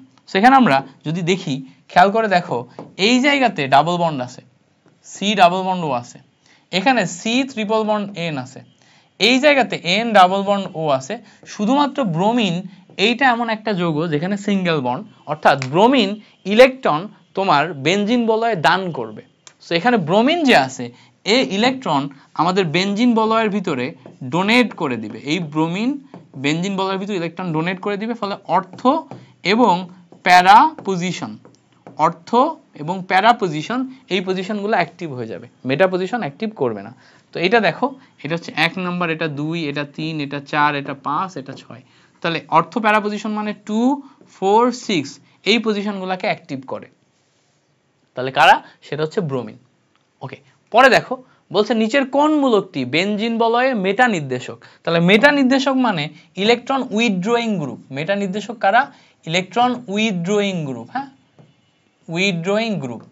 সো এরা বেনজিন বলয়কে নিষ্ক্রিয়কারী গ্রুপ বলে পরিচিত, অর্থাৎ বেনজিন বলয় থেকে এরা ইলেকট্রনকে উইথড্র করে নেয়। সো উইথড্র করে নেয়, উইথড্র করে নিলে ব্যাপারটা যেটা ঘটে, এটা অর্থ পজিশন, এটা মেটা পজিশন, এটা প্যারা পজিশন, এইটা খেয়াল করো, মেটা পজিশন, এটা অর্থ পজিশন। এই যে পজিশনগুলো নিলাম, এই জায়গাগুলার এই অর্থ, প্যারা, অর্থ, এই পজিশনগুলোতে ইলেকট্রন কমে যায়, আর মেটা পজিশন এইগুলাতে ইলেকট্রন সংখ্যা বেড়ে যায়। তো ইলেকট্রন সংখ্যা এই পজিশনগুলোতে বাড়বে তখনই যখন এই জায়গাতে উইথড্রয়িং গ্রুপ ডাবল বন্ড যুক্ত কোনো গ্রুপ থাকবে, অর্থাৎ এই জায়গাতে কার্বন কার্বন ডাবল বন্ড থাকবে। তাহলে যখনই মেটা পজিশন বলবে তখন এই জায়গাতে যে গ্রুপটা নিব সেখানে কার্বন কার্বন ডাবল বন্ড বা ট্রিপল বন্ড থাকবে। সো এই জায়গাতে খেয়াল করে দেখো যে যৌগগুলা দেয়া আছে NH CH3 এখানে সব single bond, bromine single bond, CH3 single bond, এই শুধুমাত্র SO3H এই জায়গাতে ডাবল বন্ড আছে, carbon oxygen sulphur oxygen double bond আছে। সো এইটা হচ্ছে আমাদের মেটা নির্দেশক বা উইথড্রয়িং গ্রুপ। সো এটা হচ্ছে আমাদের কি মেটা নির্দেশক বা উইথড্রয়িং গ্রুপ। সো মেটা নির্দেশক বা উইথড্রয়িং গ্রুপ আমরা কোথায় পাবো? আমরা পাবো হচ্ছে এই বি নাম্বারে। ক্লিয়ার হয়েছে জিনিসটা? ওকে, ক্লিয়ার হয়েছে। এবার আসো, বলছে নিচের কোনটি বেনজিন বলয় সক্রিয়কারী? সো বেনজিন বলয় সক্রিয়কারী মানে কি? অর্থ প্যারা নির্দেশক, অর্থাৎ বেনজিন বলয় ইলেকট্রন ডোনেট করতে পারবে। তাহলে চিনবো কিভাবে? সিঙ্গেল বন্ড দিয়ে। তো দেখো এইটা মেটা নির্দেশক। কেন মেটা নির্দেশক? কারণ কার্বন অক্সিজেন ডাবল বন্ড আছে। এইটা মেটা নির্দেশক কারণ কার্বন নাইট্রোজেন ট্রিপল বন্ড আছে। এইটাও দেখো কার্বন অক্সিজেন ডাবল বন্ড থাকায় মেটা নির্দেশক। তাহলে এইটা একমাত্র, এইটা হচ্ছে অর্থ প্যারা নির্দেশক, এন্ড এরা তোমার কি বলো বেনজিন বলয় সক্রিয়কারী। তাহলে এই যে মেটাগুলা সব বেনজিন বলয় নিষ্ক্রিয়কারী, অর্থ প্যারা হচ্ছে বেনজিন বলয় সক্রিয়কারী। তাহলে অর্থ প্যারা এটা কোন নাম্বার পজিশনে আছে? দেখো আমরা সি নাম্বার পজিশনে পাচ্ছি। বুঝতে পারছো? সি নাম্বারটা কারেক্ট আনসার। ওকে, পরে এমসিকিউ আসো। বলছে বেনজিন বলয়ে নাইট্রোমূলক থাকলে কোন কার্বনে ইলেকট্রন ঘনত্ব তুলনামূলক বৃদ্ধি পায়? সো নাইট্রোমূলক মানে খেয়াল করো, নাইট্রোমূলক মানে N ডাবল বন্ড অক্সিজেন, এটা না? তাহলে ডাবল বন্ড মানে হচ্ছে মেটা নির্দেশক, আর মেটা নির্দেশক হওয়া মানে বেনজিন বলয়ে পজিশনটা ভালো করে বুঝবা। এটা 1 নাম্বার, এটা 2 নাম্বার, এটা 3 নাম্বার। তাহলে এইটা মেটা না? মেটা মানে 3 নাম্বার পজিশন। তাহলে দেখো, তাহলে কোন জায়গাতে ইলেকট্রন ঘনত্ব বৃদ্ধি পাবে? 3 নাম্বার পজিশন বা মেটা পজিশনে ইলেকট্রন ঘনত্ব বৃদ্ধি পাবে, যেহেতু নাইট্রোমূলক মানে N ডাবল বন্ড O, মানে ডাবল বন্ড আছে, ডাবল বন্ড থাকলে সেটা মেটা নির্দেশক। মেটা নির্দেশক মানে 3 নাম্বার পজিশন।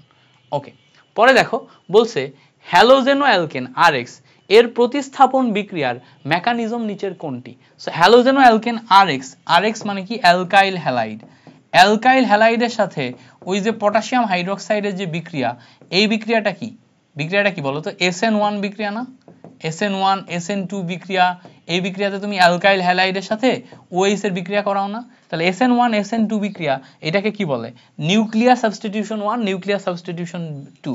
তার মানে কি? এটা নিউক্লিওফিলিক বিক্রিয়া না? তার মানে অ্যালকাইল হ্যালাইডের যে বিক্রিয়া এগুলা সব নিউক্লিওফিলিক বিক্রিয়ার ভিতরে পড়বে, এভাবে চিন্তা করবা। অ্যালকাইল হ্যালাইডের যে বিক্রিয়া এগুলো কি নিউক্লিওফিলিক বিক্রিয়ার ভিতরে পড়বে। সো এখানে RX যেটা আছে এটা কি ধরনের বিক্রিয়া? Nucleophilic reaction. বুঝতে পারছো? সো নিউক্লিওফিলিক রিঅ্যাকশন এইটা আমরা এখান থেকে মনে রাখবো যে অ্যালকাইল হ্যালাইড যেহেতু সে নিউক্লিওফিলিক রিঅ্যাকশন। ওকে, পরে দেখো জৈব অ্যাসিডের ডিকার্বক্সিলেশন বিক্রিয়ার প্রধান উৎপাদ। সো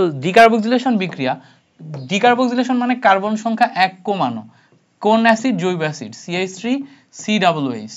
সো এই CH3COOH এর সাথে সোডিয়াম হাইড্রোক্সাইড বিক্রিয়া করে CH3COONA তে রূপান্তর করে। এর সাথে ডিকার্বক্সিলেশন বিক্রিয়ায় সোডা লাইম, সোডিয়াম অক্সাইড এবং ক্যালসিয়াম অক্সাইড বিক্রিয়া করায় এখান থেকে কার্বন সংখ্যা 1 কমায় আমরা পরবর্তীতে মিথেন পাই। তো এখান থেকে আমরা যে উৎপাদটা পাই এই উৎপাদ হচ্ছে আমাদের অ্যালকেন। সো ডিকার্বক্সিলেশন বিক্রিয়ায় উৎপাদ আমাদের অ্যালকেন, মনে রাখতে হবে। ডিকার্বক্সিলেশন বিক্রিয়ায় উৎপাদ কি? অ্যালকেন। সো ডিকার্বক্সিলেশন বিক্রিয়া শিখতে হবে এবং উৎপাদ অ্যালকেন শিখতে হবে। এটাও আমি তোমাদের কিন্তু শেখাই দিছি, সিলি বিক্রিয়া, বাট তারপরেও শেখাই দিছি। কোনটাই? ওই আমাদের ম্যারাথন ক্লাসে শেখাই দিছি। ওকে, পরে আসো, পরে এমসিকিউ বলতেছে দেখো এইটা হচ্ছে আমাদের ডিকার্বক্সিলেশন বিক্রিয়ার উদাহরণ। CH3CH2COONA সোডিয়াম হাইড্রোক্সাইড এর উপস্থিতিতে যখন আমরা এখানে বিক্রিয়া করাই তাহলে দেখো এই সোডিয়াম হাইড্রোক্সাইড এই অংশটাকে নিয়ে নেয়, নিয়ে সোডিয়াম কার্বনেট তৈরি করে। এখান থেকে একটা হাইড্রোজেন এখানে বসে যে আমরা CH কি পাই বলো তো? CH3CH3 এইটা পাই। সো এই যে CH3CH3 এই অংশটা পাচ্ছি, খেয়াল করো CH3CH3 অংশটা পাচ্ছি, এটা আসলে ইথেন না, এটা আসলে ইথেন, এটা আসলে ইথেন। তাহলে এটা হচ্ছে একটা ডিকার্বক্সিলেশন বিক্রিয়া। ডিকার্বক্সিলেশন বিক্রিয়ায় আমরা উৎপাদ হিসেবে কি পাচ্ছি? ইথেন পাচ্ছি। এখানে একটা কার্বন সামহাউ মিস আউট হয়ে গেছে, সো এখান থেকে ইথেন হবে। বুঝতে পারছো? সো ডিকার্বোজিলেশন বিক্রিয়া, এবং ডিকার্বোজিলেশন বিক্রিয়া আমরা উৎপাদ হিসেবে পাচ্ছি কি মিথেন। ওকে, পরে দেখো আমাদের এই বিক্রিয়াটা খুবই গুরুত্বপূর্ণ একটি বিক্রিয়া, মাথায় রাখতে হবে, খুবই গুরুত্বপূর্ণ একটা বিক্রিয়া, এটা অবশ্যই অবশ্যই মাথায় রাখবা। এই যে বিক্রিয়াটা, এই বিক্রিয়াতে খেয়াল করলে দেখো, এই বিক্রিয়াতে আমাদের ইথাইন আছে, CH ট্রিপল বন্ড CH, এর সাথে আমরা হাইড্রোজেন সংযোজন করছি, বাট প্যালাডিয়াম বেরিয়াম সালফেটের উপস্থিতিতে। প্যালাডিয়াম বেরিয়াম সালফেটের কাজ হচ্ছে সংযোজন একটা স্টেপে থামাই দেয়া, মাথায় রাখতে হবে। প্যালাডিয়াম বেরিয়াম সালফেটের কাজ হচ্ছে সংযোজন একটা স্টেপে থামাই দেয়া। তাহলে এখান থেকে হাইড্রোজেন সংযোজন করব, বাট এক স্টেপে থেমে যাবে। একটা করে হাইড্রোজেন সংযোজন হইলে এখানে CH2, এখানে CH2 আসছে। সো এই যে এক স্টেপে থামাই দিল, থামাই দেওয়ার কারণে আমরা এই ইথাইন থেকে দেখো এই যৌগটা পাচ্ছি, ইথাইন থেকে ইথিন পাচ্ছি বা অ্যালকিন পাচ্ছি, অ্যালকাইন থেকে অ্যালকিন পাচ্ছি। তো প্যালাডিয়াম বেরিয়াম সালফেটের কাজ কি? সংযোজনটাকে কন্টিনিউয়াস না রেখে একটা স্টেপে থামাই দেওয়া। যদি কন্টিনিউয়াস হইতো তাহলে কিন্তু আরেকটা স্টেপ যায় অ্যালকেনে রূপান্তর হয়ে যেত, বাট যেহেতু কন্টিনিউয়াস হইতে দিচ্ছে না, তাহলে আমরা এখন দুই স্টেপে যাব না, এক স্টেপে যাব, অ্যান্ড সেখানে আমরা ইথিন পাবো। আশা করি ব্যাপারটা ক্লিয়ার হয়েছে। পরে দেখো আমাদের এখানে সোডিয়াম হাইড্রোক্সাইডের অ্যাকোয়াস সলিউশনের সাথে আমাদের এখানে এই বিক্রিয়াটি করতে বলছে। সো আমরা বলছিলাম যদি আমরা অ্যালকোহলিক মিডিয়ামে নিই তাহলে আমাদের অপসারণ বিক্রিয়া হয়, যদি আমরা অ্যাকোয়াস মিডিয়ামে নিই তখন আমাদের প্রতিস্থাপন বিক্রিয়া হয়। সো প্রতিস্থাপন বিক্রিয়া মানে এই ব্রোমিন এই সোডিয়ামের সাথে প্রতিস্থাপিত হবে, এই OH এখানে বসে যাবে প্রতিস্থাপন বিক্রিয়ার নিয়ম অনুসারে। তাহলে OH এখানে বসে গেলে RCH2OH এইটা চলে আসলো। তো RCH2OH এই যে অংশটা বসলো, এই অংশটা বসলে এটা তৈরি করলো কি অ্যালকোহল না? তাহলে অ্যালকোহল হইলে এই জায়গাতে চিন্তা করো ঘটলো কি প্রতিস্থাপন। তাহলে এই জায়গাতে যে প্রতিস্থাপনটা ঘটে, এই প্রতিস্থাপনটা কি টাইপের প্রতিস্থাপন? প্রথম কথা, ইলেকট্রোফিলিক প্রতিস্থাপন নাকি কেন্দ্রাকর্ষী প্রতিস্থাপন? খেয়াল করো, আমরা যখনই অ্যালকাইল হ্যালাইড নিই, অ্যালকাইল হ্যালাইড মানে আমরা SN বিক্রিয়া নিই, নিউক্লিয়ার। নিউক্লিয়ার মানেই তো কেন্দ্রাকর্ষী, তাই না? বাংলায় বলে কেন্দ্রাকর্ষী। তাহলে দেখো অ্যালকাইল হ্যালাইড মানেই সে কেন্দ্রাকর্ষী দিবে, আর যেহেতু এখানে অ্যাকুয়াস, দ্যাটস ওয়াই এ প্রতিস্থাপন দিছে। তাহলে এটা হচ্ছে কেন্দ্রাকর্ষী প্রতিস্থাপন। ক্লিয়ার হয়েছে? তো এটা হচ্ছে কেন্দ্রাকর্ষী প্রতিস্থাপন। ওকে, এভাবে মাথায় রাখবা। আমি ঠিক যেভাবে ব্যাখ্যা দিলাম না, অনেকের এগুলা গুলাই ফেলো, বুঝতে পারো না বা মনে রাখতে পারো না।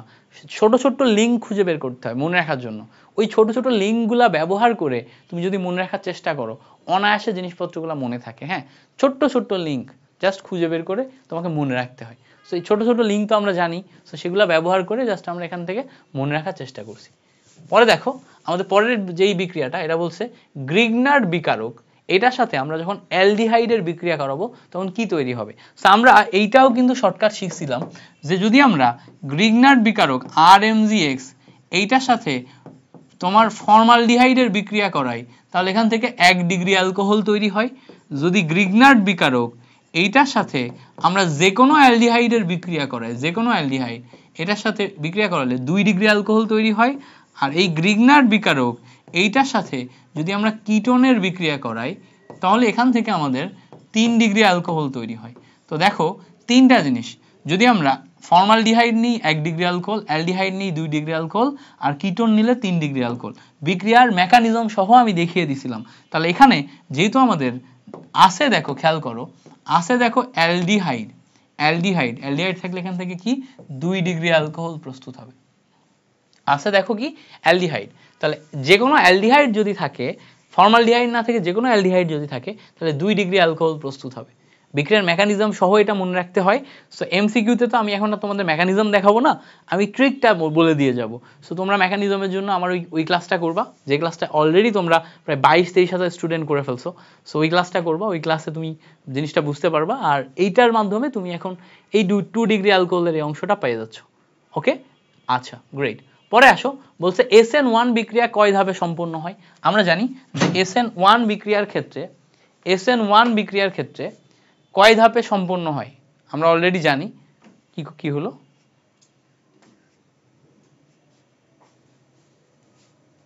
ওকে, ঠিক আছে সব।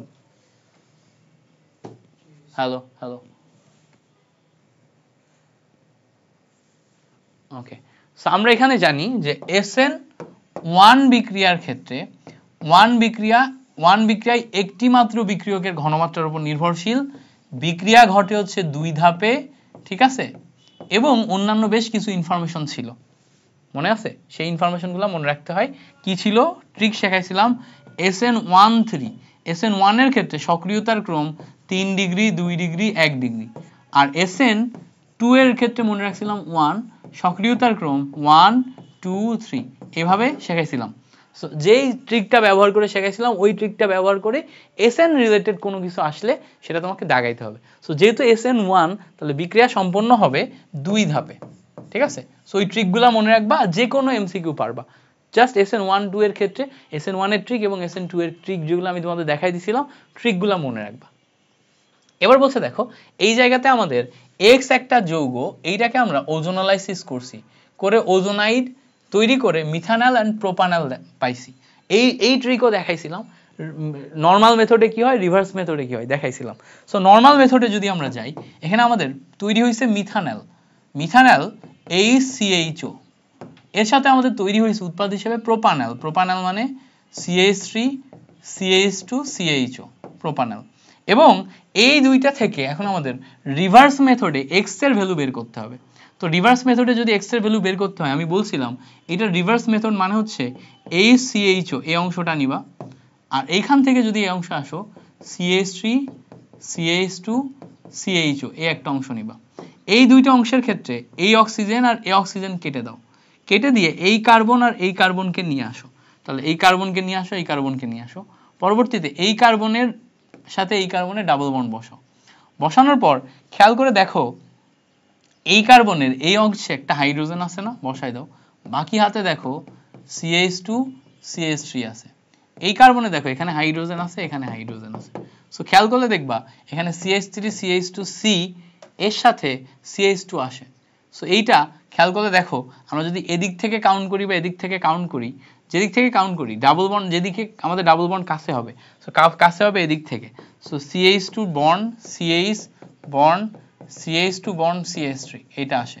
সো খেয়াল করে দেখো এইটা methane ethane propane butane. So এটা বিউটেন 1 না, 1 নাম্বার কার্বনে আছে। সো এটা হচ্ছে বিউটিন 1 হবে, বিউটিন 1। সো বিউটিন 1 হচ্ছে আমাদের এখান থেকে কারেক্ট আনসার। 1 নম্বরে আমাদের ডাবল বন্ড আছে। তাহলে কি করলাম আমরা, রিভার্স মেথডে এই অংশ থেকে এই অংশে রূপান্তর করলাম। রিভার্স মেথডটা কেমনে করে, এখানে যে অক্সিজেন, এই অক্সিজেন কেটে দেয়, অক্সিজেন কেটে দেয়, দিয়ে এই কার্বন আর এই কার্বনকে অ্যাডজাস্ট করে ডাবল বন্ড দিয়ে দেয়। দিলে আমরা এখান থেকে রিভার্স মেথডে তোমার কি পাই, মাদার যৌগটা পেয়ে যাই, যেই যৌগ থেকে আমরা ওজোনালাইসিস করে এত কিছু পেয়েছিলাম। মনে থাকবে? পারবো? জিনিসটা পারতে হবে, খুব সিম্পল জিনিস, কিন্তু ট্রিক খাটায় করতে হয়, না পারলে ঝামেলায় পড়বা। ওকে, সো আমরা এই পর্যন্ত ক্লিয়ার হয়েছে। এবার আসো 44 নম্বরে বলতেছে যে, খেয়াল করো এখানে দেখো এটা একটা অ্যামিন, তাই না? কয় degree amine? 2 degree amine. NH নাইট্রোজেনের এই ডাবল হাতে যদি 2টা R থাকে তখন সেটাকে আমরা 2 ডিগ্রি অ্যামিন বলি। সো দেখো অ্যামিনের 1 ডিগ্রি 2 ডিগ্রি 3 ডিগ্রিকে শনাক্তকরণ করার জন্য আমরা নাইট্রাস অ্যাসিড ব্যবহার করি, নাইট্রাস অ্যাসিড HONO এটা ব্যবহার করি। সো দেখো 1 ডিগ্রি অ্যামিনকে যদি আমরা নাইট্রাস অ্যাসিডের সাথে বিক্রিয়া করাই তাহলে নাইট্রোজেন গ্যাস তৈরি হয়, আমরা জানি। 2 ডিগ্রি অ্যামিনকে বিক্রিয়া করলে তৈলাক্ত হলুদ বর্ণের নাইট্রোসো যৌগ তৈরি করে, আমরা এটাও জানি। তাহলে এখানে দেখো হলুদ তৈলাক্ত যৌগ যেটা, এটা হবে কারেক্ট আনসার।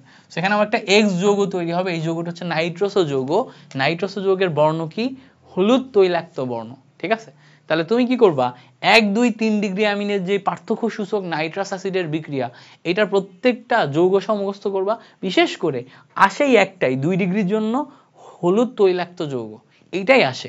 সো এইটা আমাদের মনে রাখতে হবে, এটা মনে রাখলে আমরা এখান থেকে পারবো। তাহলে কি উত্তরটা কি? হলুদ তৈলাক্ত যৌগ, এইটা পারবো না? ওকে, সো এইটা আমরা পারবো, ক্যালকুলেশন করে দেখে নিলাম।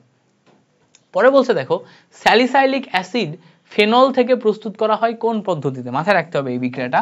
দেখো আমাদের এখানে ইনিশিয়ালি আসে হচ্ছে ফেনল, এই ফেনল থেকে কোব বিক্রিয়ার মাধ্যমে, মাথায় রাখবা, কোপ বিক্রিয়ার মাধ্যমে আমরা স্যালিসাইলিক অ্যাসিডে রূপান্তর করি। স্যালিসাইলিক অ্যাসিড মানে কি COOH। সো ফেনল থেকে স্যালিসাইলিক অ্যাসিডে রূপান্তরের যে বিক্রিয়া এটাকে বলা হচ্ছে কোপ বিক্রিয়া বা কোব স্মিথ বিক্রিয়া। কোব স্মিথ বিক্রিয়া। তো এখানে কোব স্মিথ বিক্রিয়া মানে অপশন ডি আসে হচ্ছে আমার কারেক্ট আনসার। তাহলে ফেনল থেকে স্যালিসাইলিক অ্যাসিড তৈরির যে বিক্রিয়া এটাকে আমরা বলবো হচ্ছে কোব স্মিথ বিক্রিয়া। কি বলবো? কোব স্মিথ বিক্রিয়া। তাহলে ছিল ফেনল, পরে তৈরি করছি হচ্ছে স্যালিসাইলিক অ্যাসিড, বিক্রিয়ার নাম কি? কোব স্মিথ বিক্রিয়া। গ্রেট। আসো পরে এসি, বলছে নিচের কোন ক্রমটি ক্ষারধর্মিতার জন্য সঠিক? সো অ্যামিনের ক্ষারধর্মের সক্রিয়তার ক্রম এটা কি বলতো? 213, তারপরে হচ্ছে অ্যামোনিয়া, তারপরে কি বলতো? অ্যানিলিন। এইটা আসে হচ্ছে আমাদের অ্যামিনের ক্ষারধর্মের সক্রিয়তার ক্রম।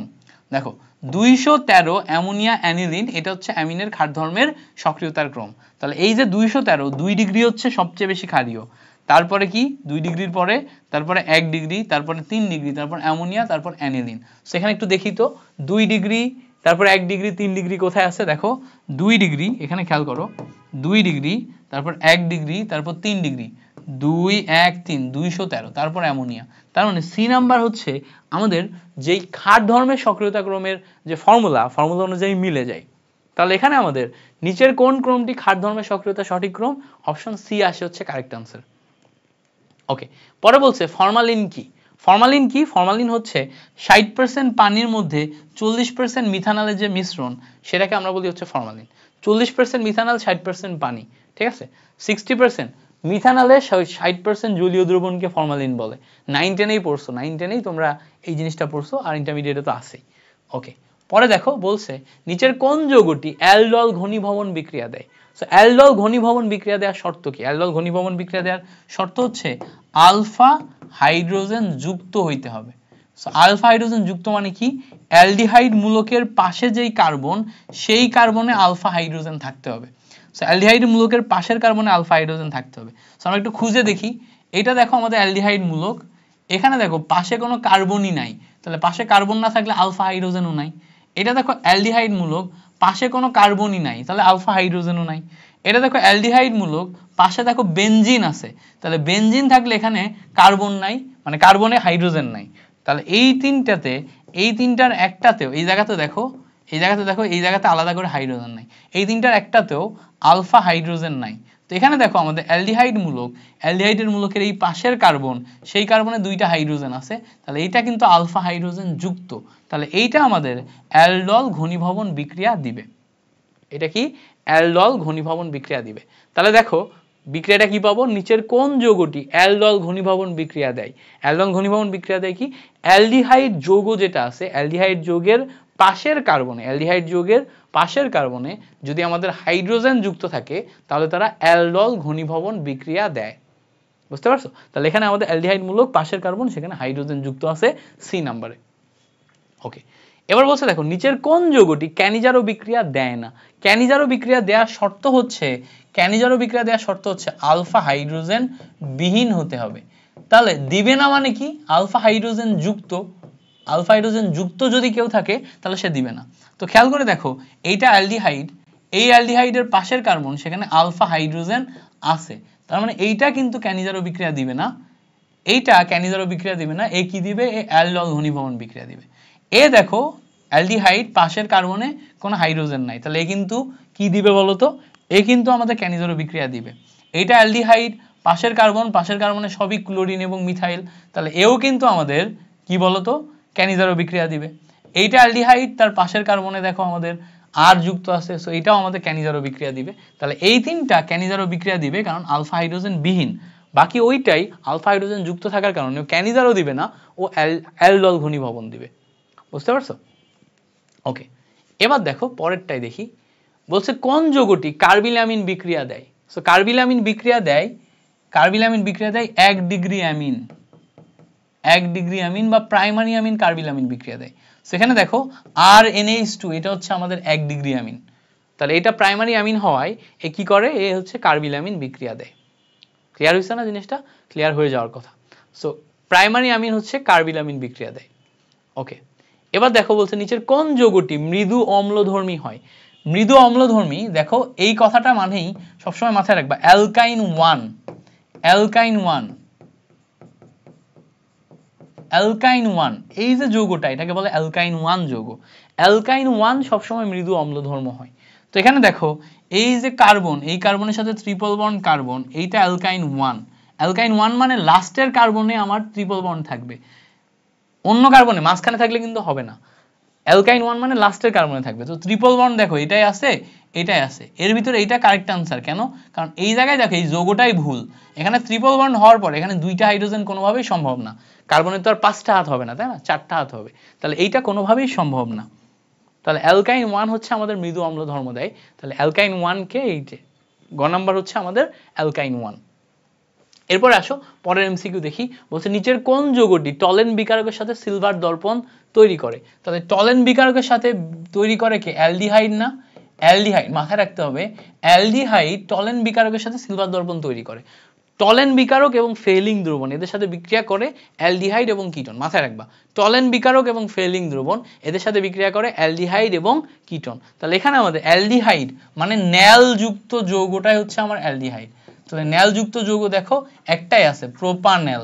তাহলে এইটা আমার টলেন বিকারকের সাথে তোমার সিলভার দর্পণ তৈরি করবে। পরেরটা দেখো, বলছে অ্যাক্রেলিন পরীক্ষা দ্বারা কোনটি শনাক্তকরণ করা হয়? Obviously glycerine. গ্লিসারিন অ্যাক্রেলিন পরীক্ষা দ্বারা শনাক্তকরণ করা হয়। সো অ্যাক্রেলিন পরীক্ষায় কি তৈরি হয়? প্রথমে আমরা গ্লিসারিন নিই, CH2OH, CHOH, তারপর হচ্ছে CH2OH, এটা হচ্ছে গ্লিসারিনের সংকেত। এর সাথে পটাশিয়াম বাইসালফেট এইটা বা P2O5 এইটা যুক্ত করে আমরা পরবর্তীতে এখান থেকে পানি অপসারণ করি, 2 মোল পানি অপসারণ করে অ্যাক্রেলিন যৌগ তৈরি করি। অ্যাক্রেলিন যৌগের সংকেত কি? CH2 double bond, CH bond CH2, এরকম একটা যৌগ তৈরি হয় যেটা আমাদের অ্যাক্রেলিন যৌগ। তাহলে মেইনলি অ্যাক্রেলিন যৌগ শনাক্তকরণ বিক্রিয়াতে আমরা ব্যবহার করি কি? গ্লিসারিন। গ্লিসারিন এবং পটাশিয়াম বাইসালফেট বা P2O5 এর মাধ্যমে পানি অপসারণ করা হয় গ্লিসারিন থেকে। এই বিক্রিয়াটাকে বলা হচ্ছে অ্যাক্রেলিন এবং এই যৌগের নাম হচ্ছে অ্যাক্রেলিন।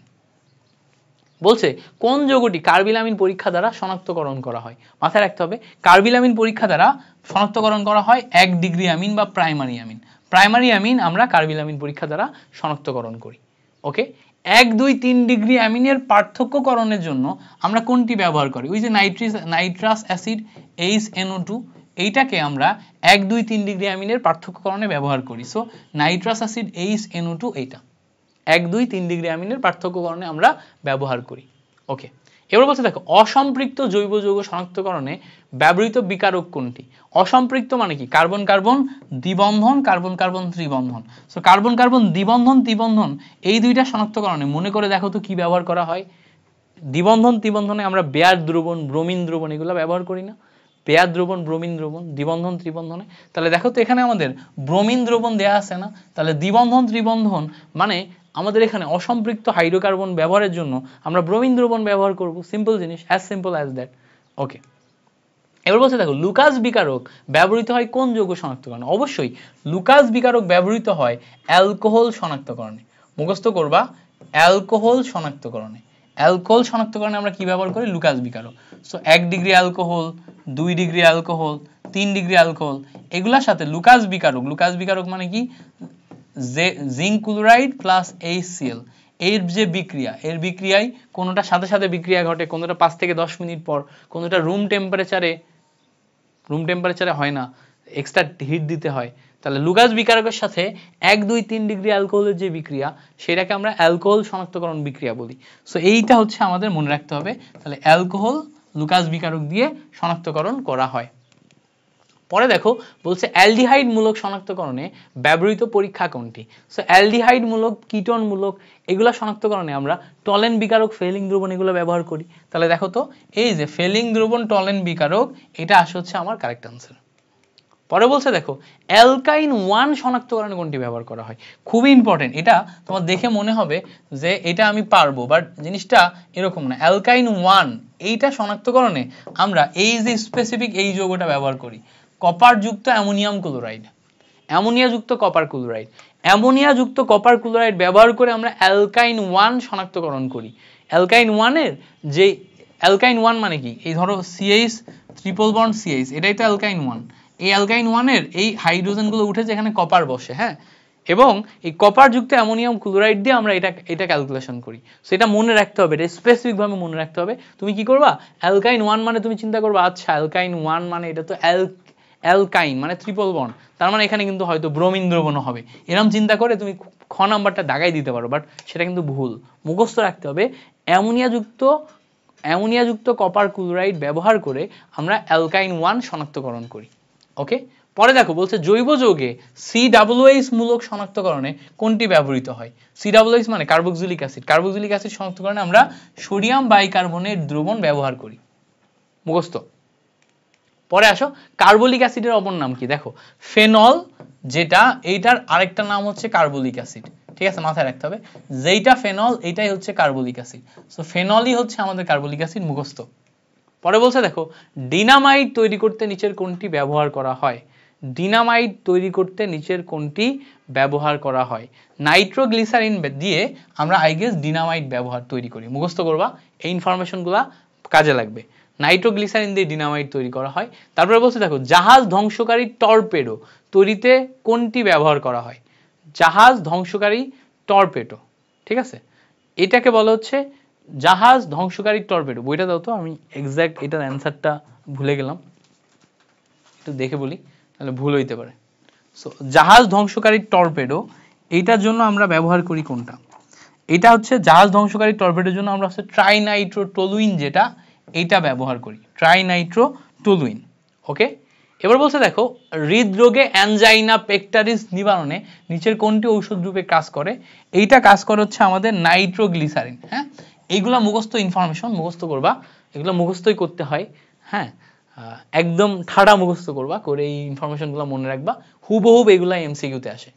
বলছে দেখো হাত বোমা বা গ্রেনেড তৈরিতে ব্যবহৃত হয়, এটা টিএনটি, ট্রাইনাইট্রোটলুইন, টিএনটি দিয়ে আমরা হাত বোমা বা গ্রেনেড ব্যবহার করি। ডেটলের মূল উপাদান কোনটি? ডেটলের মূল উপাদান হচ্ছে ক্লোরোজাইলিনল, এইটা হচ্ছে আমাদের ডেটলের মূল উপাদান। ক্লোরোজাইলিনলের সংকেত আছে, দেখো এখানে আমাদের পরবর্তীতে চাইছে ক্লোরোজাইনিলনের সংকেত কোনটি। সো এটা মুখস্থ করতে হবে এভাবে, দেখো ক্লোরোজাইনিলনের সংকেত প্রথমে আমরা বেনজিন লিখব। সো যেহেতু নল আছে তার মানে এখানে OH থাকবে। এবার ক্লোরো বলছে, তাহলে OH এর ঠিক অপোজিটে ক্লোরো থাকবে। জাইলিন মানে এখানে একটা CH3, এখানে একটা CH3। সো এই হচ্ছে ক্লোরোজাইলিনলের সংকেত। তাহলে কিভাবে লিখলাম? প্রথমে OH লিখলাম, ঠিক তার বিপরীতে ক্লোরিন, এখানে একটা CH3, এখানে একটা CH3, এইটাকে বলা হচ্ছে ক্লোরোজাইলিনল। সো এই ছিল আমাদের 67টা সবচেয়ে গুরুত্বপূর্ণ MCQ. Thank you so much guys, তোমরা খুব মনোযোগ দিয়ে ক্লাসটি করছো এতক্ষণ ধরে, তোমাদের সবাইকে ধন্যবাদ। আশা করি এই টোটাল ক্লাসটি তোমাদের জন্য অনেক অনেক বেশি হেল্পফুল হবে। তোমরা এই ক্লাসটি করলেই তোমাদের বেসিক ক্লিয়ার সহ মোটামুটি এখান থেকেই একদম 100 এমসিকিউগুলো কমন পাবা। সো তোমাদের সাথে পরবর্তী কোন একটি ক্লাসে দেখা হচ্ছে। এই ক্লাসটি তোমার সমস্ত ফ্রেন্ড সার্কেলে ছড়িয়ে দিবা। থ্যাংক ইউ সো মাচ, আসসালামু আলাইকুম।